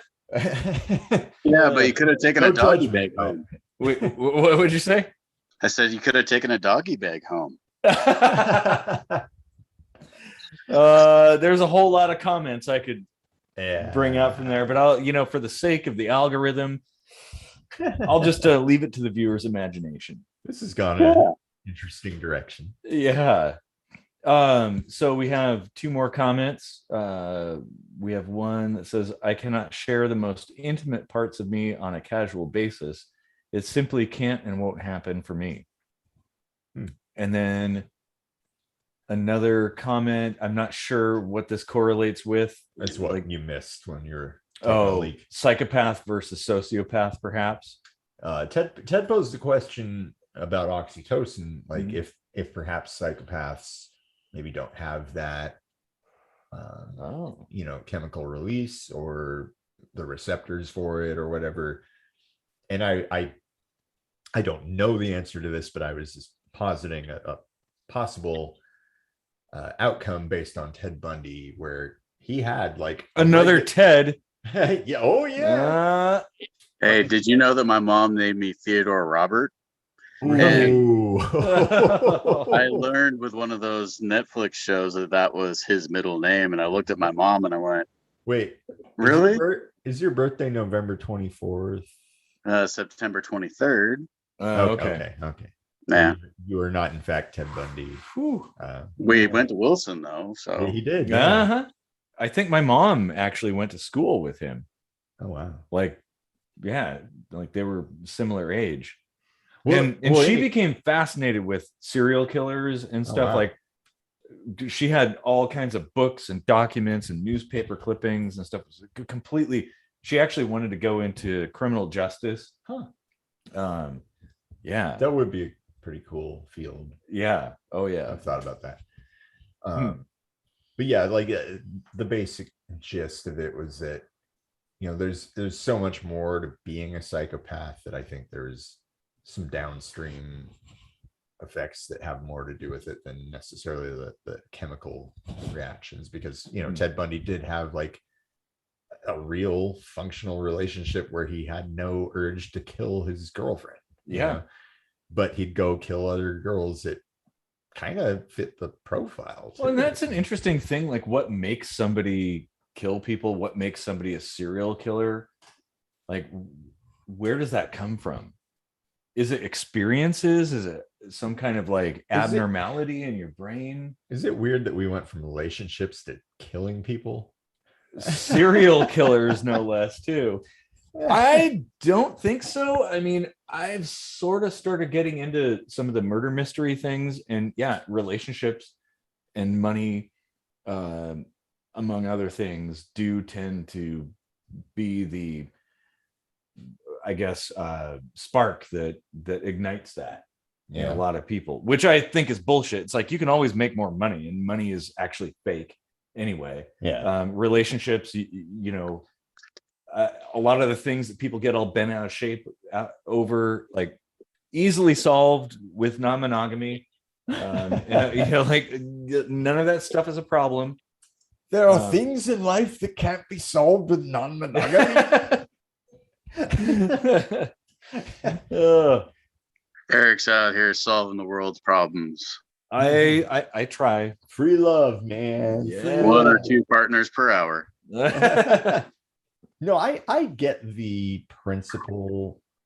I get it makes logical sense and biological sense. Like, humans are not monogamous by nature. No. I have a book that talks about that. That's just a fact. And people try to twist it one way or the other, but it all boils down to religion. It does. Yeah. Like, we're non-monogamous by nature. Yeah. But societally, we've imposed this artificial construct of monogamy, and therein lies all of our problems. Well, not all of them, but a lot of them. But it is a very real phenomenon, and it has very real ramifications for people. So, like, you know, to just, you know, blanket apply, like, oh, you should just be non-monogamous and you'll fix your problems, is a little bit like invalidating a person's feelings, I think. Well, I didn't intend that. I mean, the point of saying that was more like to say a lot of things you can sort out from that perspective. Things become a lot easier. The problems that you perceive in a monogamous structure are really non-existent in a non-monogamous one. And if they are, they're much easier to handle and deal with. I suppose it's just, there's so much to deconstruct and reconstruct in order to get to that place. That's true. That most people, like, don't even have that understanding to get them over the fence to even want to try. You know, that's, like, a good point. Yeah. So it's almost like barking up the wrong tree or whatever. Like, well, it's an impossible hill to climb, essentially, or to help somebody climb. You know, I've had discussions about it with people, and well, we have an episode about that. But I mean, like, in relationships, and it's fascinating how different people are in what they're comfortable with. Like, it's you know, everything's about a spectrum or a gradient now, and that's no different. Like, that's true. The whole idea of poly or monogamy or whatever is not just like a straight line. Well, it's not a switch either. With points on the line, just like sexuality or gender or any of that. Like, it's everyone, or even the progression of a relationship. Or how fast they go. Or, you know, like everybody has got their own level of comfort and their own, like, ceiling and their own floor, and it's the struggle is trying to align not only your expectations and your ceilings and your floors, but also your interests and your passion and your chemistry with each other. And it's like, how do we ever have relationships? What the fuck? That's a good point. Like, it's amazing that we are able to get along with anybody at all ever. Humans are such a mess. You're right. It's incredible that we can get along, be friends, have relationships, have kids, and not go nuts.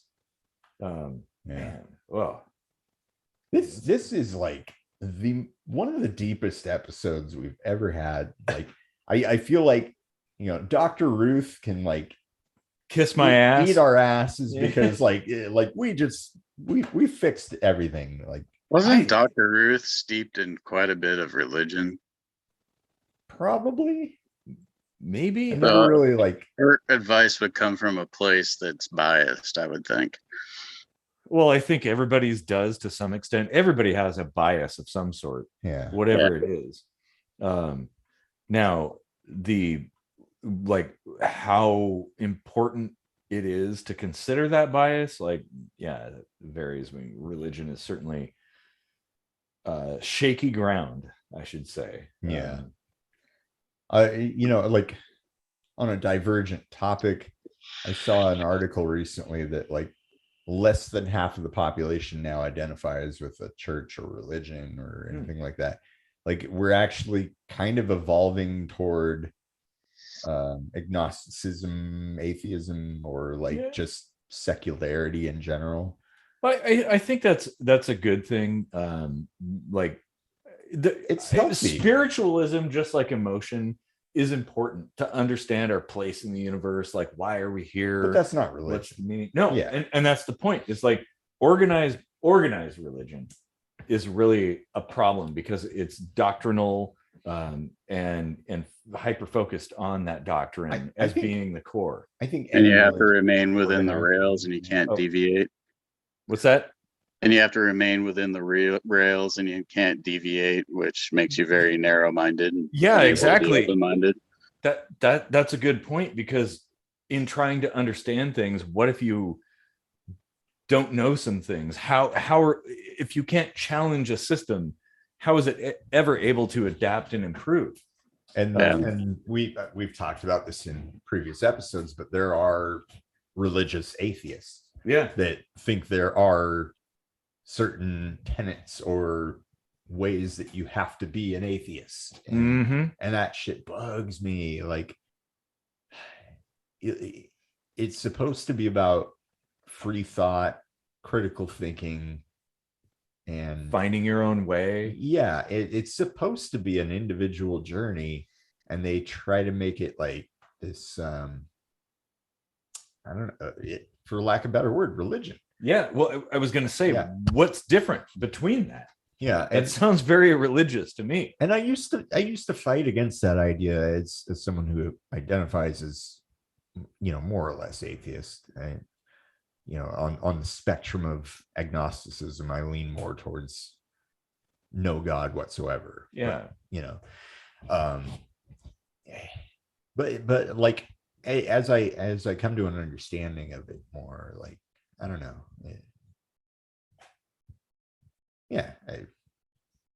Too much beer. Well, I kind of feel like the whole religion and relationships thing kind of correlates in a way. Yeah. Like there's a lot of parallels there. Yeah, there's base expectations of what a relationship needs to be, or how you progress through that relationship, and on what timeline. Yeah. And like there's so many things where people are like, oh, that's why you failed. Like you didn't follow the rules. Yeah. Like what rules? Who made these rules? Well, and at least, has anyone ever seen this book? Oh, I will provide it for you. Well, and at least in religion, there is a book of some sort, typically.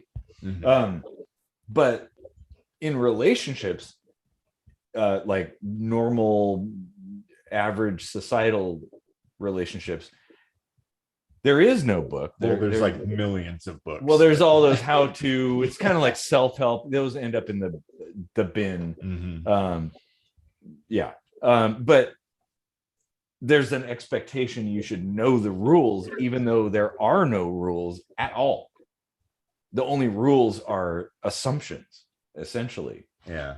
And I think people get really bent out of shape if you don't follow the rules. It's like, well, but I don't know the rules. Like, especially sometimes they keep changing the rules. Oh, moving the goalposts. Yep.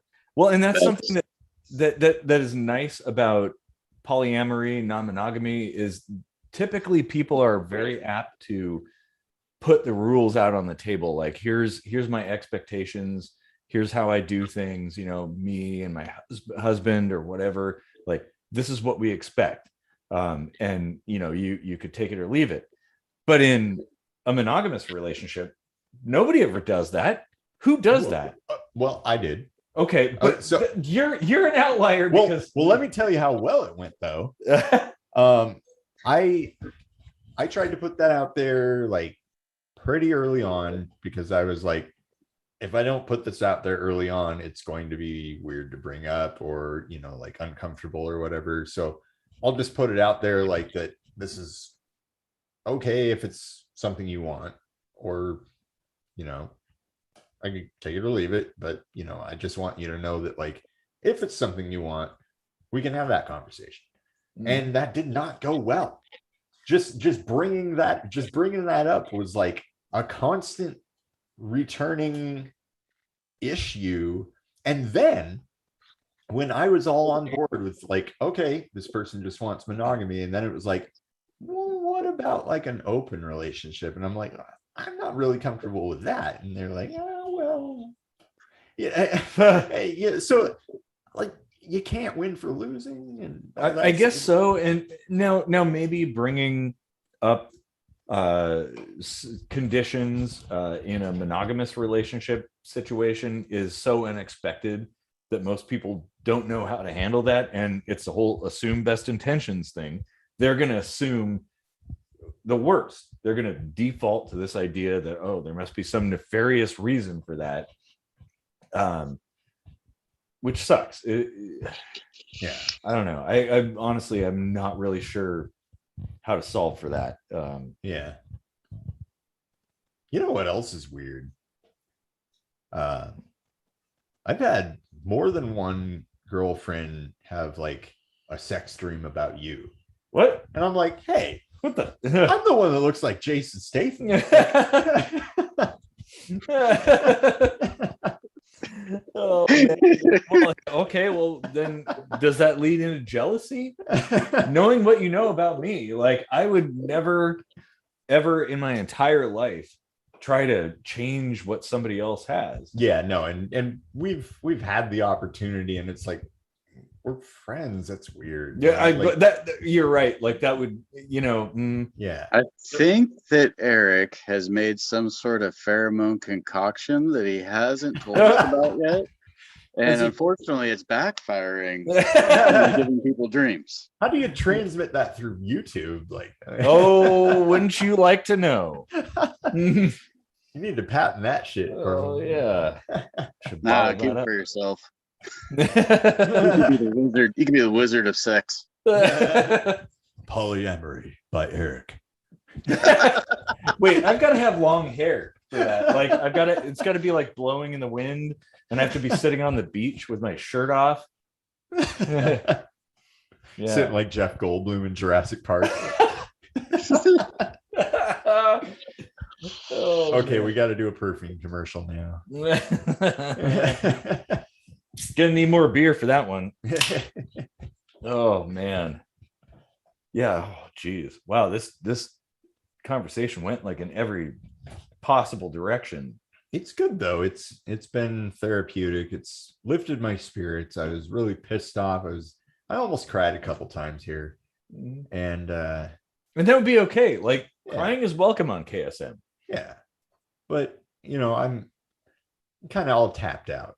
Yeah. Like I've done enough crying about the situation.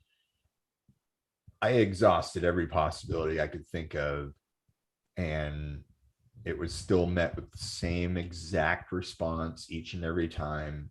No give, no compromise whatsoever. So I'm just, and that's fine. Like, and I'll get over it, but like, it sucks. Yeah. Yeah, it does. I mean, but the good thing is you got friends, you got people who actually care, like always, like, man, anytime you need anything, I'm here for you. I'm sure Ted will be here for you. Oh yeah, I'm here. That's why I'm here now. Yeah, like Joe probably will be, like, but of course he can't write a book, so he'll be here intermittently. Okay. I wonder what Big James has to say about all this. Where is Where is he? I don't know. He must have noticed we're live by now. Oh, no, he didn't, because he can't see the on air. Oh, are you blocking the on air again? Kind of. Yeah. There's not a lot of places to put that without unplugging things and moving cables all over the place. Well, I don't think I have his phone number, so I can't ping him. But well, this is I think this is a conversation that really is never ending. There's so much to talk about, so many experiences to share. Well, in each individual relationship is absolutely different from the next. That's very true. And you know, the whole idea of like, and this is something I really got to get over, is like, when I said the bar is set high, like I've got to try to get past that. Like, I mean, it's good to have a knowledge of what you need to be happy, but it's also a little bit damning to constrict yourself or to like assume that you're not going to find that in a particular person and perhaps like pass up on the right person. Well, that was what I was going to say, is like, you know, creating those restrictions might limit, like you might dismiss somebody who might actually be like the perfect person for you, your soulmate, like, you know, on the grounds of whatever, like all kinds of factors, the factors that people judge people on. I mean, I was willing to wait for her to figure shit out. She wanted to go to therapy. She wanted to work on her fears and anxiety, and I was supportive of that. And I was like, I'll wait forever, you know, like I see exactly what I want in you. I don't want to look for anything else. But now I know I have to, because she just did not want to even entertain that idea. Mm-hmm. So like, while I would have done that, like now I know I have to move on. And that's in a way easier. Like I'm pissed and I'm hurt, but it's easier this way. And I understand that. It's unfortunate that it takes that level of burning a bridge, but like that shows that sometimes the bridge has to burn, and if it needs to be rebuilt, it will be. No, that's a really good observation. That's kind of summed up and more succinctly than what I was thinking. And that's why our fans said I'm the enlightened one. Well, you're only enlightened because we enlighten each other. That's right. Yeah. It's like music writing. It's not a one-man show. Yeah, exactly. And we all do. Everybody, Ted included, like, yeah, if I went and offed myself for the insurance money, and like the show would have never gone on, and it would be Weekend at Bernie's. I would take your dead body and you'd have to still carry on with the show as a puppet. Next week's Halloween episode, Casey's dead. No, Casey's reanimating Casey's dead body. Yeah. He's alive. Franking Casey. Do that if I die. Oh man, I don't think we can post that to YouTube because of community guidelines. It's CGI. I don't know what you're talking about. Yeah, totally. Just a sequel to Weekend at Bernie's, like. Yeah, that was just a mannequin. Wait, didn't they do a sequel? I think so. I don't think did they? I think so, but it was probably so terrible. It was probably like straight to cassette. Yeah.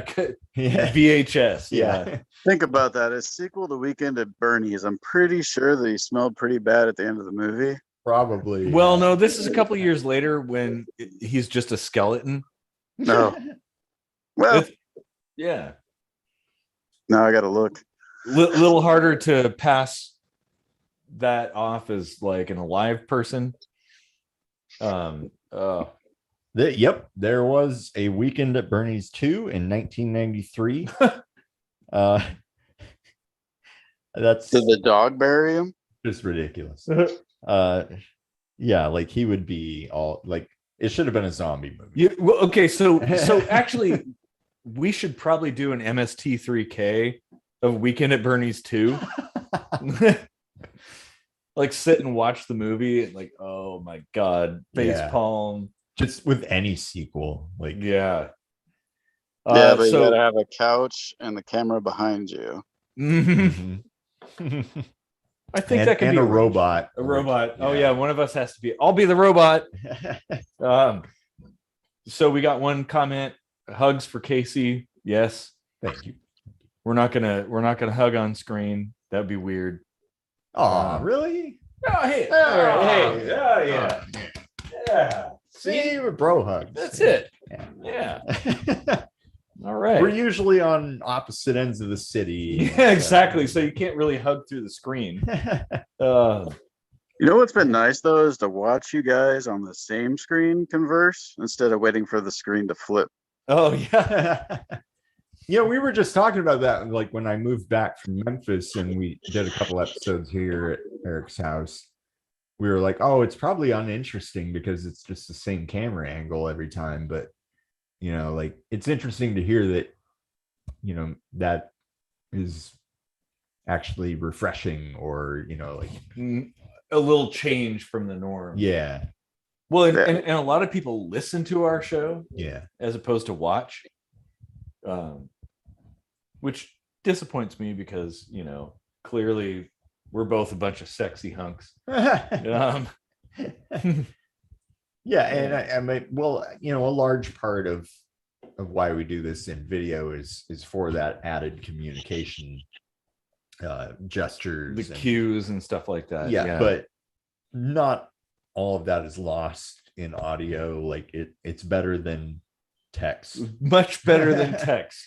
Imagine if we did this show through text. I'm not a fan of text, really. Texting should only be about 5 words. If it's any more than that, you need to call. Yeah, that should be the given rule at any point in time. Well, and it's fine to text if you're texting about facts, right? Like what's going on. But if you're having an emotional conversation, yeah, it should not. Definitely do not use texting. As soon as emotions happen, like.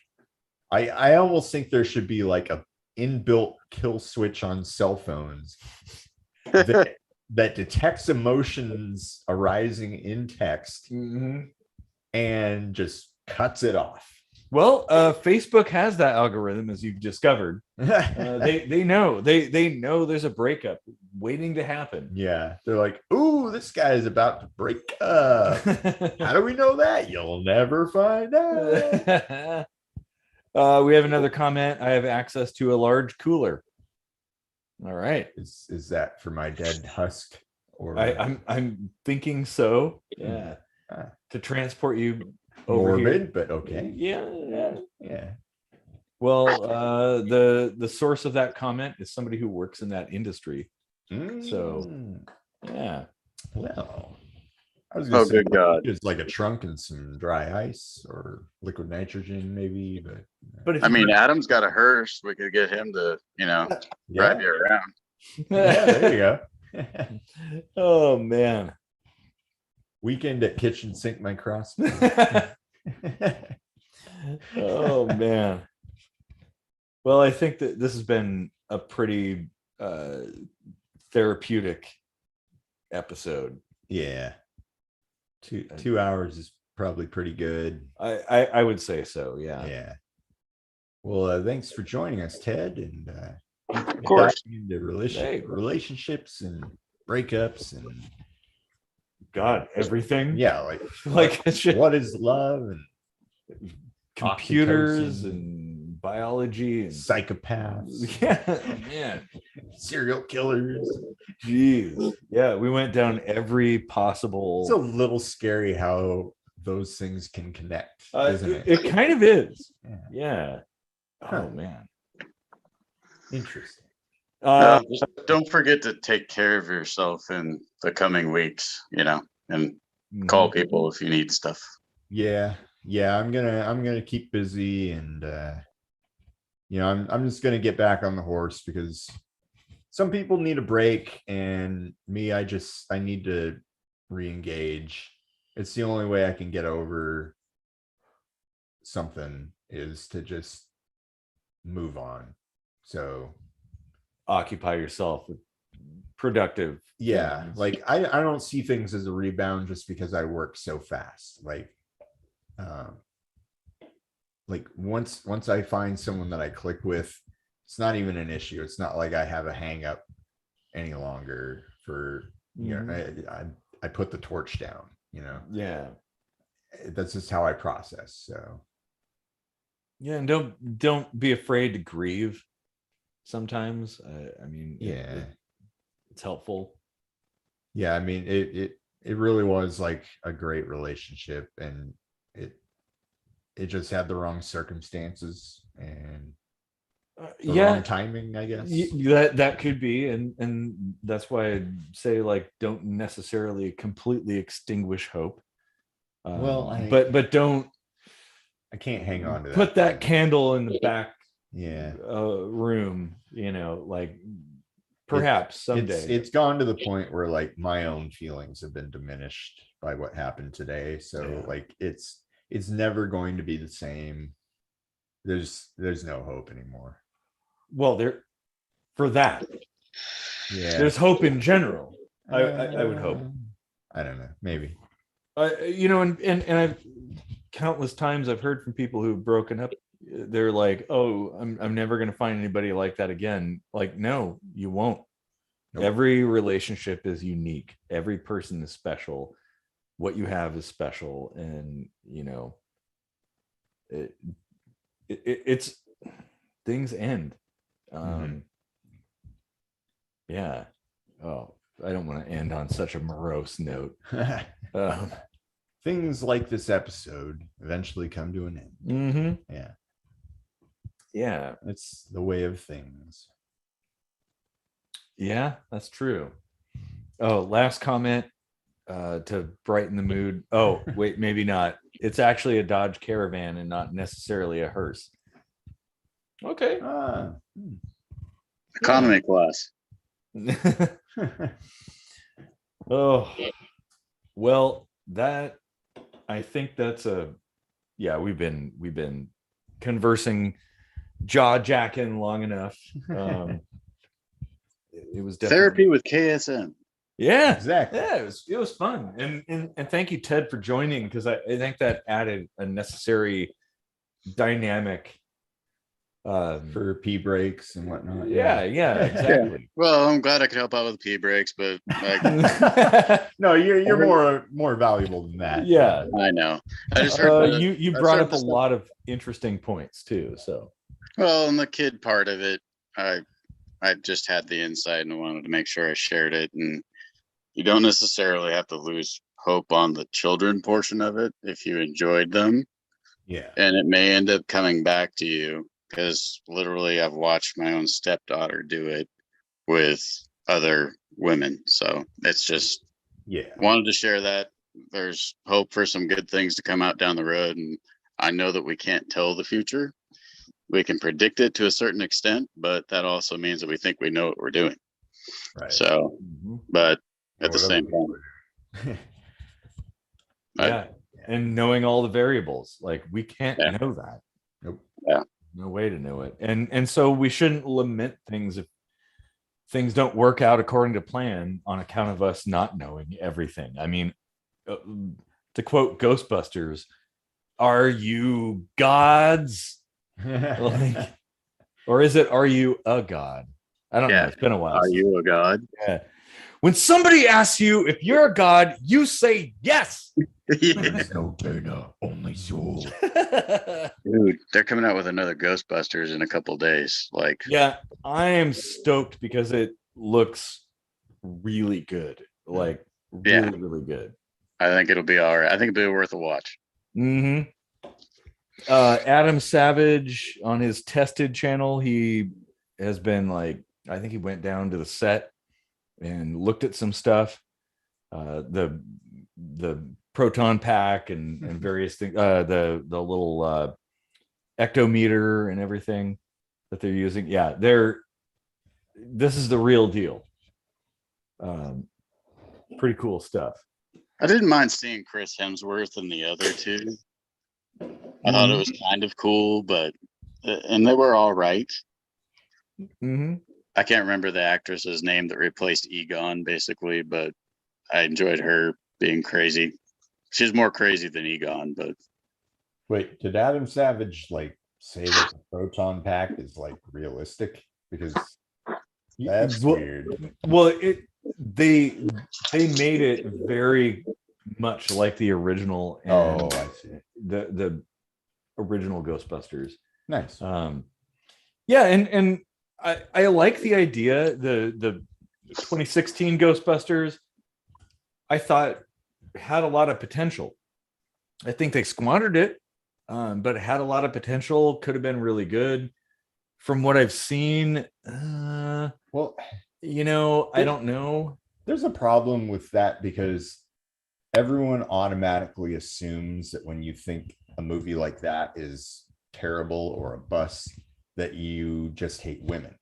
Because no, I was actually, frankly, I was excited. Like, in my mind, when they said, "Oh, there's going to be an all-female Ghostbusters," I thought, "Oh, they're going to be like another ghost busting team somewhere over there," and that's cool. Like, oh, the Ghostbusters created a bunch of different, because I mean, ghosts aren't limited to New York, right? So I thought maybe this is going to be some other team in another place. That would be such a cool story. Yeah.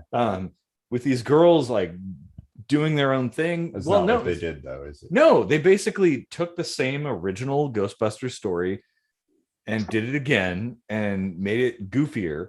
Yeah. See, I do have a problem with that, and it's not born out of sex or race or anything like that. It's like, if you're gonna change shit up, like, and you have an opportunity like that, like you said, ghosts are everywhere, not just New York. Yeah. Like, if you want to have all female Ghostbusters, they don't have to be the same fucking characters all of a sudden, different genders. Like, because like, I mean, the suspension of disbelief only goes so far with entertainment and stuff like that and fiction. It's like you lose a little bit of the flair when you kind of take it to an unrealistic end, right? Yeah. And like, I like what the new Halloween movies are doing. They basically took Halloween 2 through whatever and ignored them and picked up from where the first movie left off 40 years later. But like, without any spoilers, I feel like this last one that just came out, Halloween Kills, they kind of took it to like I mean, it's always been suggested that there's a supernatural element to Michael Myers, but they went real overboard with it. Real overboard, to the point where it's like a little hokey. And kind of gratuitous with the gore, but I think they're just trying to match Rob Zombie. So Rob Zombie didn't make the Monsters. Rob Zombie's doing the Monsters.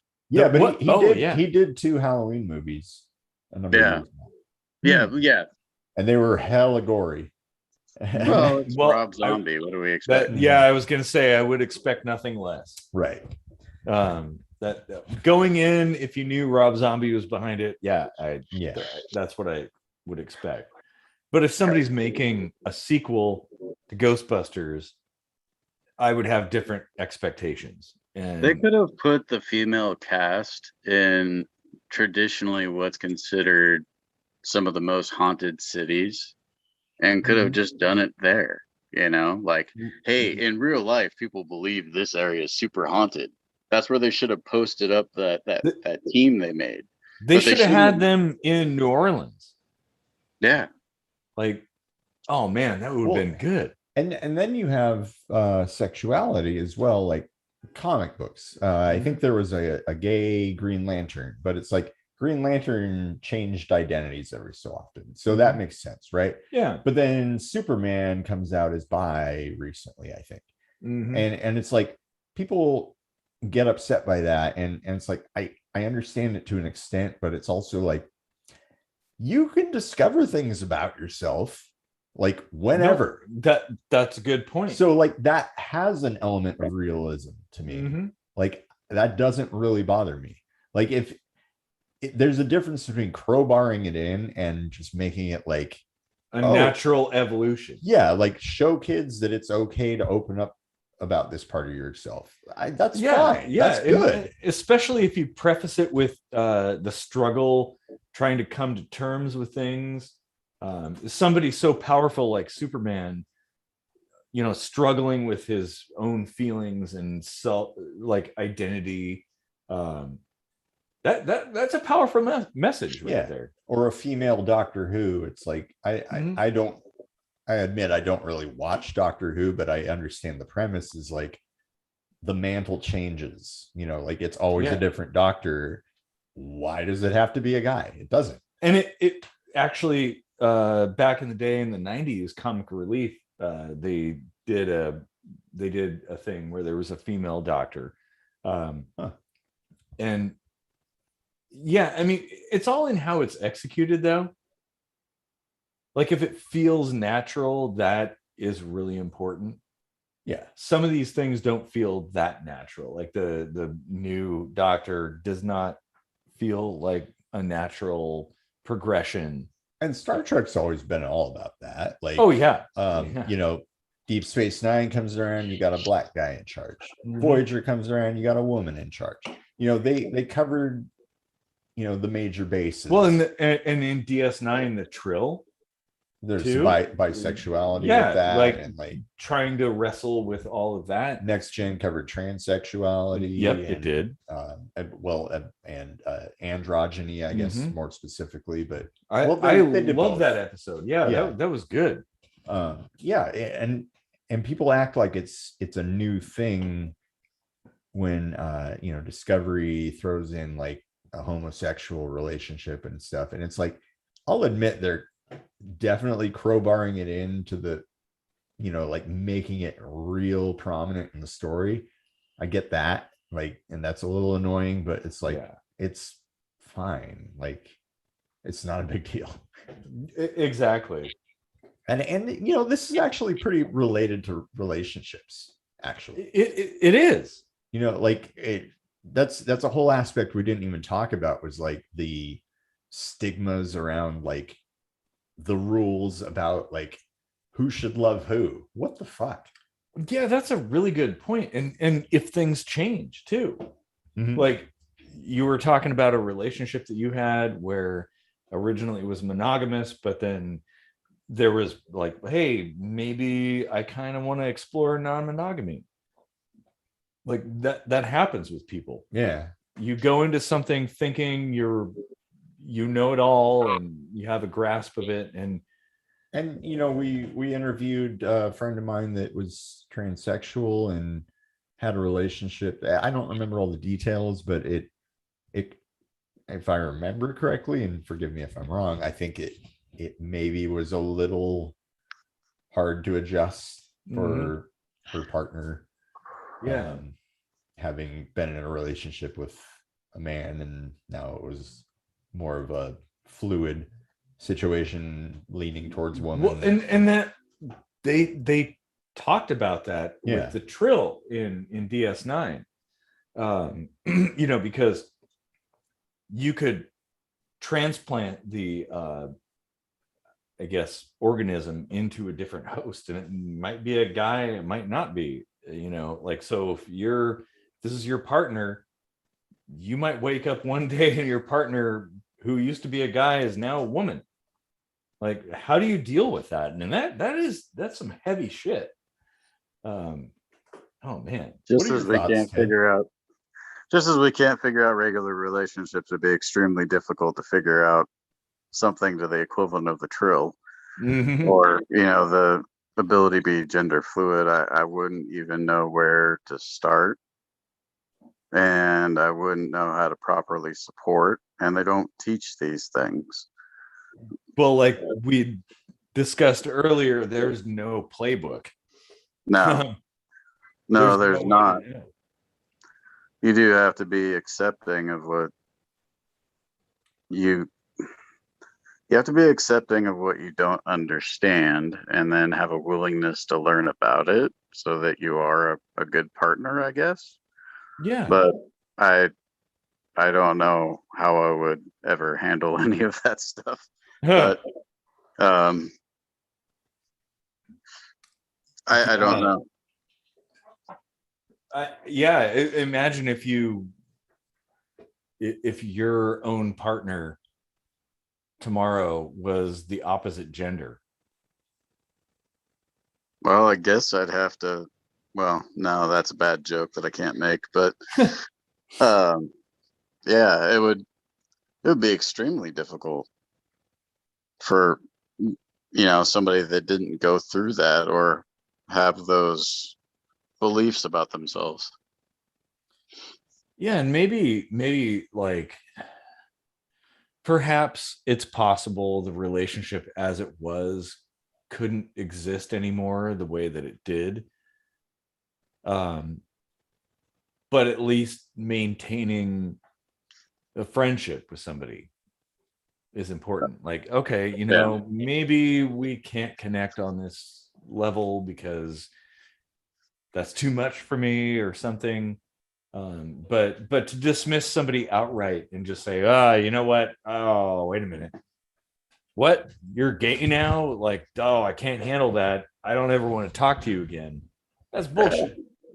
Well, and I think the homosexuality ends up popping up a bit more than the trans situation, transitioning situation. Yeah. And I think that can also be understood as following the conditioning that's occurred from past relationships of what they've witnessed and experienced. Like, okay, I can't be this way because none of my friends want me to be that way, and they make fun of people that are that way.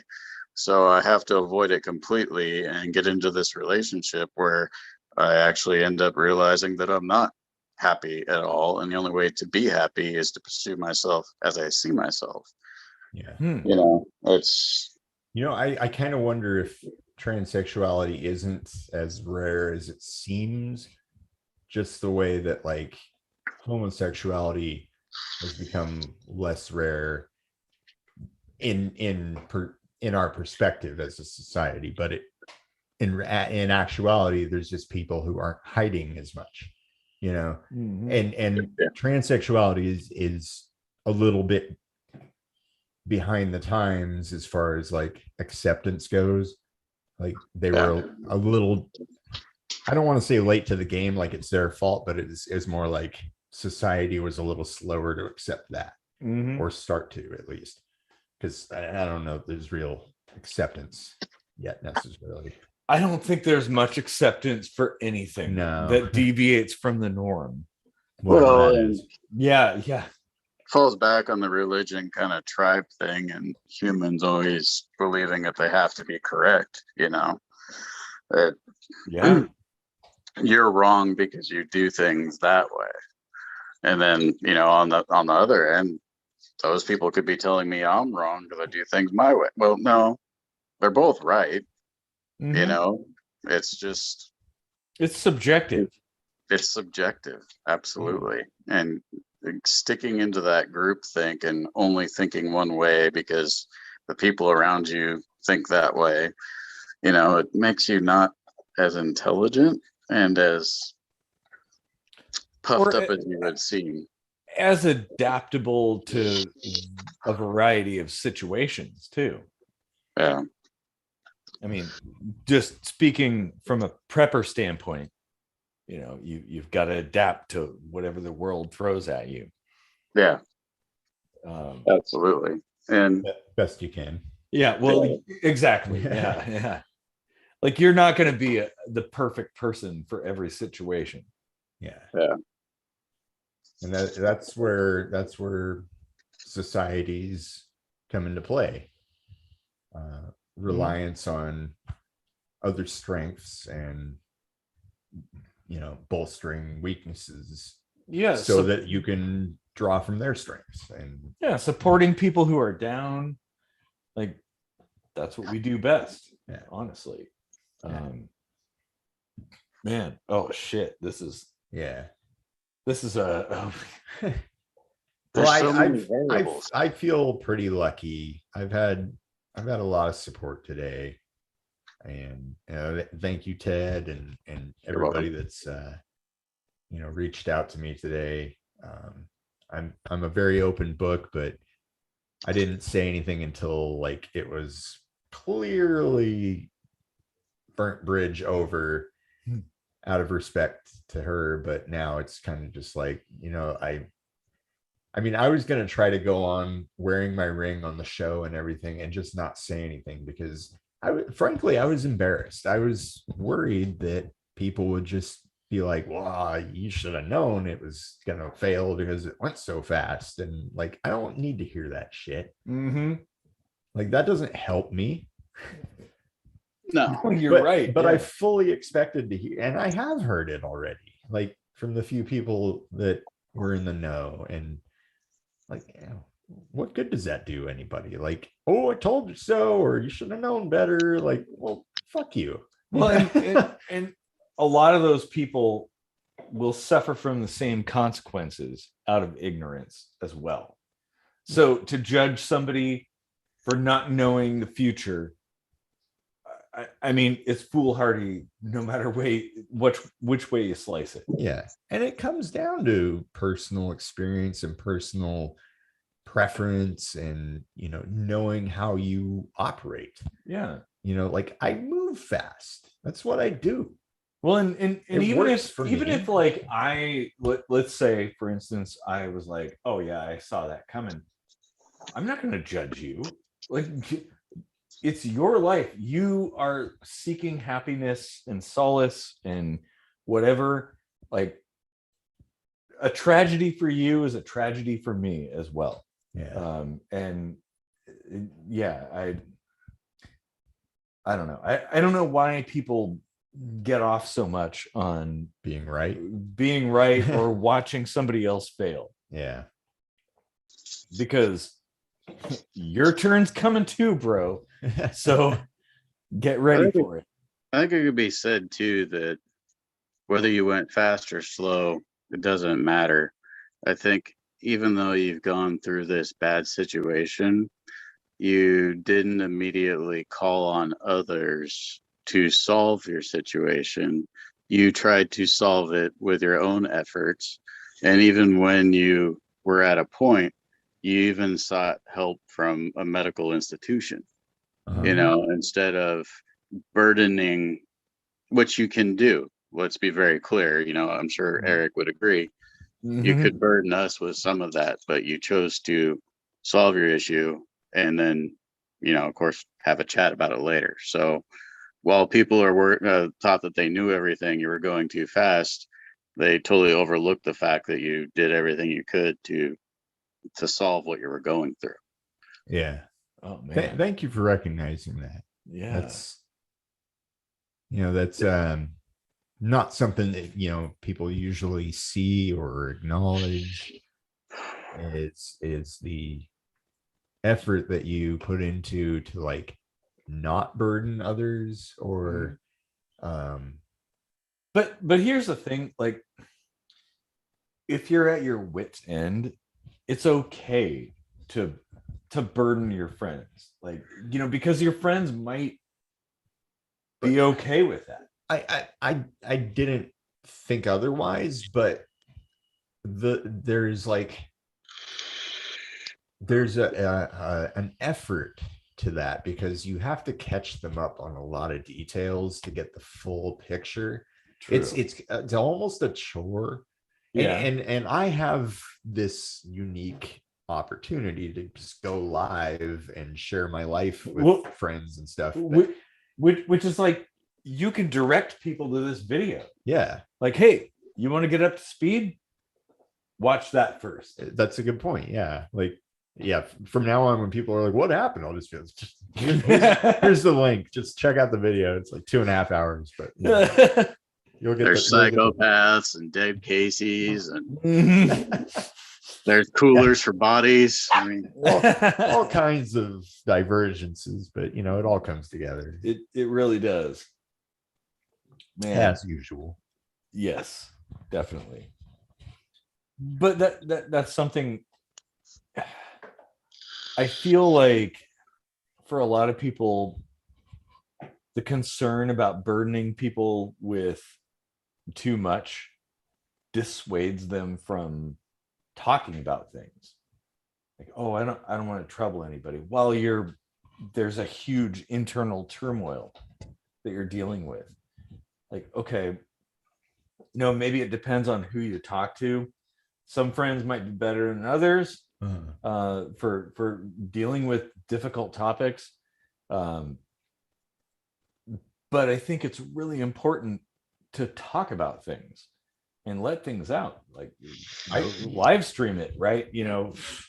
Like when I went through something similar before and had like an actual suicide attempt, I reached out to some of my longest running best friends, like 30 plus years.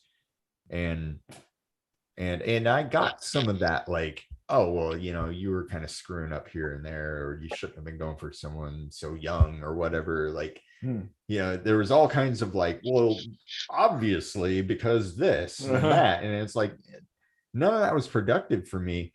This time I actually reached out to an ex and got help.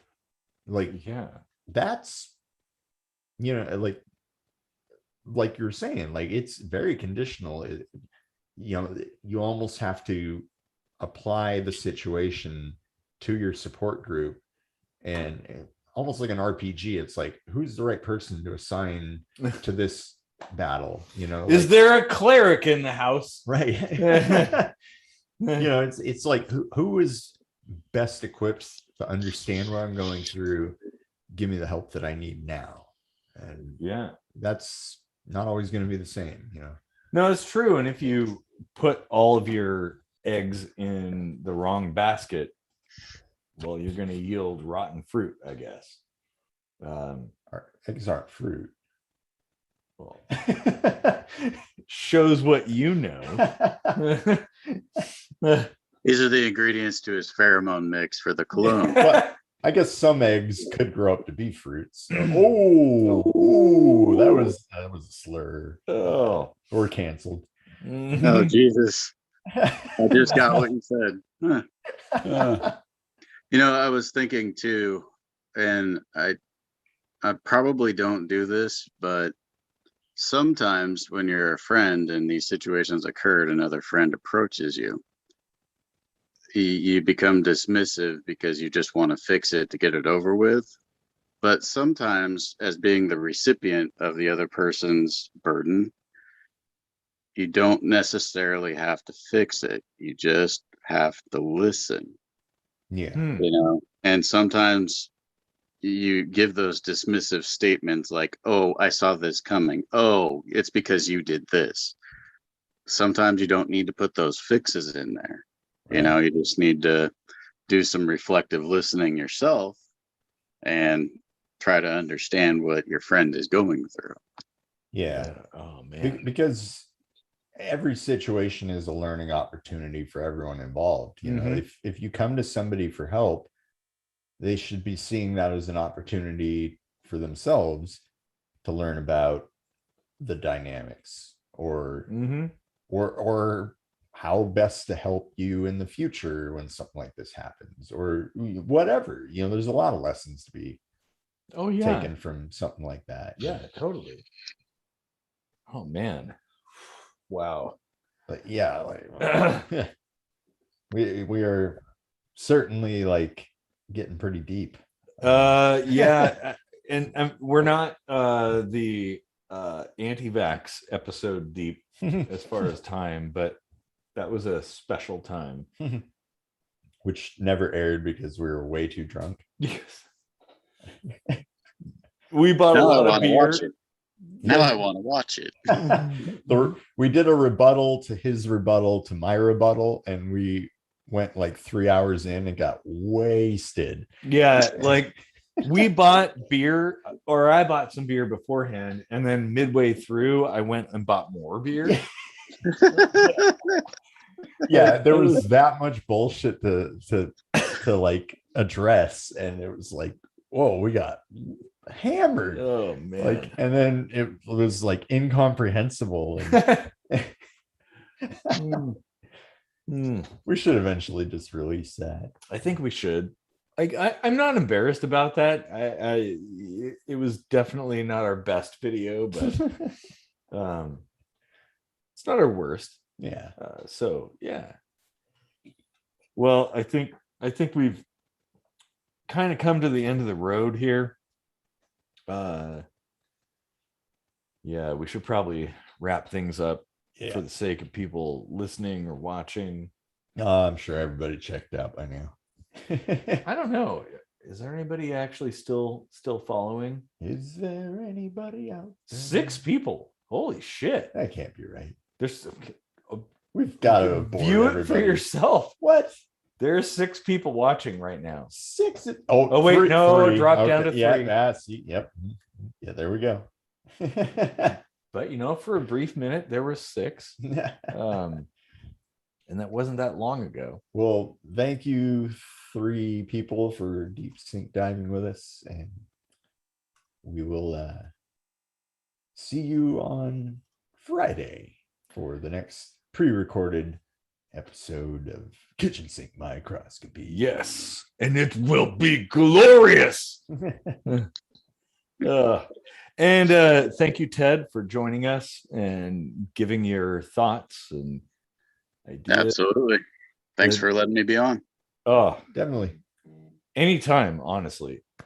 Like, awesome. If you want to be the 3rd person in the channel, like, oh, that sounds kind of dirty. Oh yeah, it kind of does.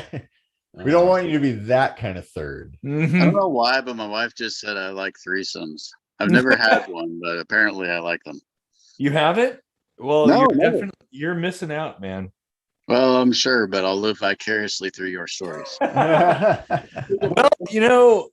onlyfans.com/KSMVidcast. Is there a paywall? There isn't even a OnlyFans. But hey. But there should be. Yeah. Hey, for the people still watching, if you want to see an OnlyFans of Kitchen Sink Microscopy, tell us what you'd like to see. If you want to see a threesome involving me and Casey, whatever, put in your votes. I guess we could put aside some hangups. I don't know. I mean, it's kind of like getting naked with your own brother. Like, I don't know. Yeah. But hey, I've done crazier things, so whatever. Okay, well, we don't want to get demonetized. No. Never mind all that. It doesn't exist. Yeah. All right. Johnsonville brats. Jesus. All right, you gentlemen have a good night. I'm gonna go. All right, you too. Right, peace out, man. All right. Well, I guess it's time to call it a night. Yeah.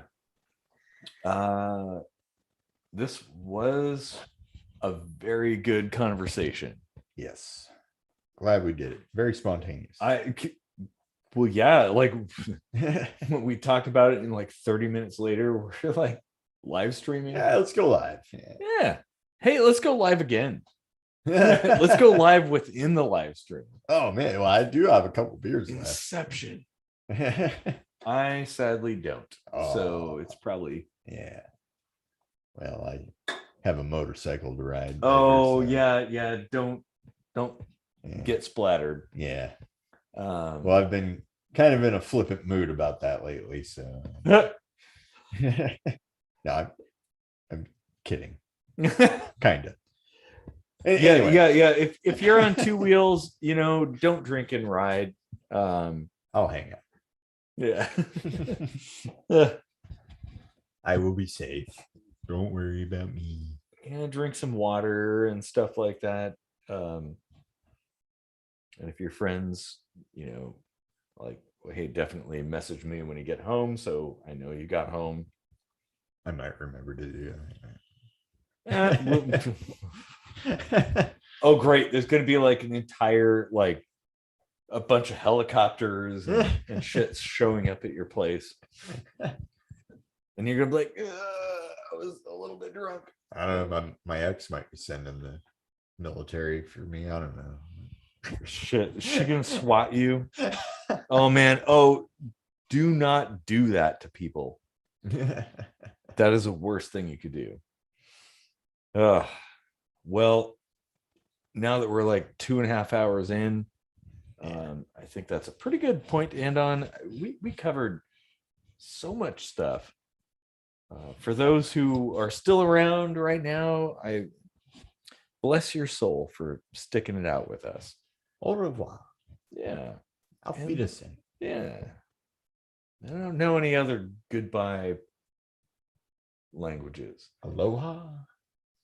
Isn't that? Oh, yeah. I guess it's both. Both. Yeah. Yeah. I do at least know that. Yes. Das Vidania. Yeah. Yeah. What's the good evening one? Das. Starts with an N, doesn't it? I don't know. It's been like 20 plus years since I've taken Russian. Well, if you can tell us what the Russian for good evening is, then spasiba. Isn't it spasiba? Well, I mean, that's inflection. So good enough. Depends on where in Russia you come from. Yeah, well, we're not Russians. We're barely Americans. So yeah, whatever. Good night, you damn Yankees.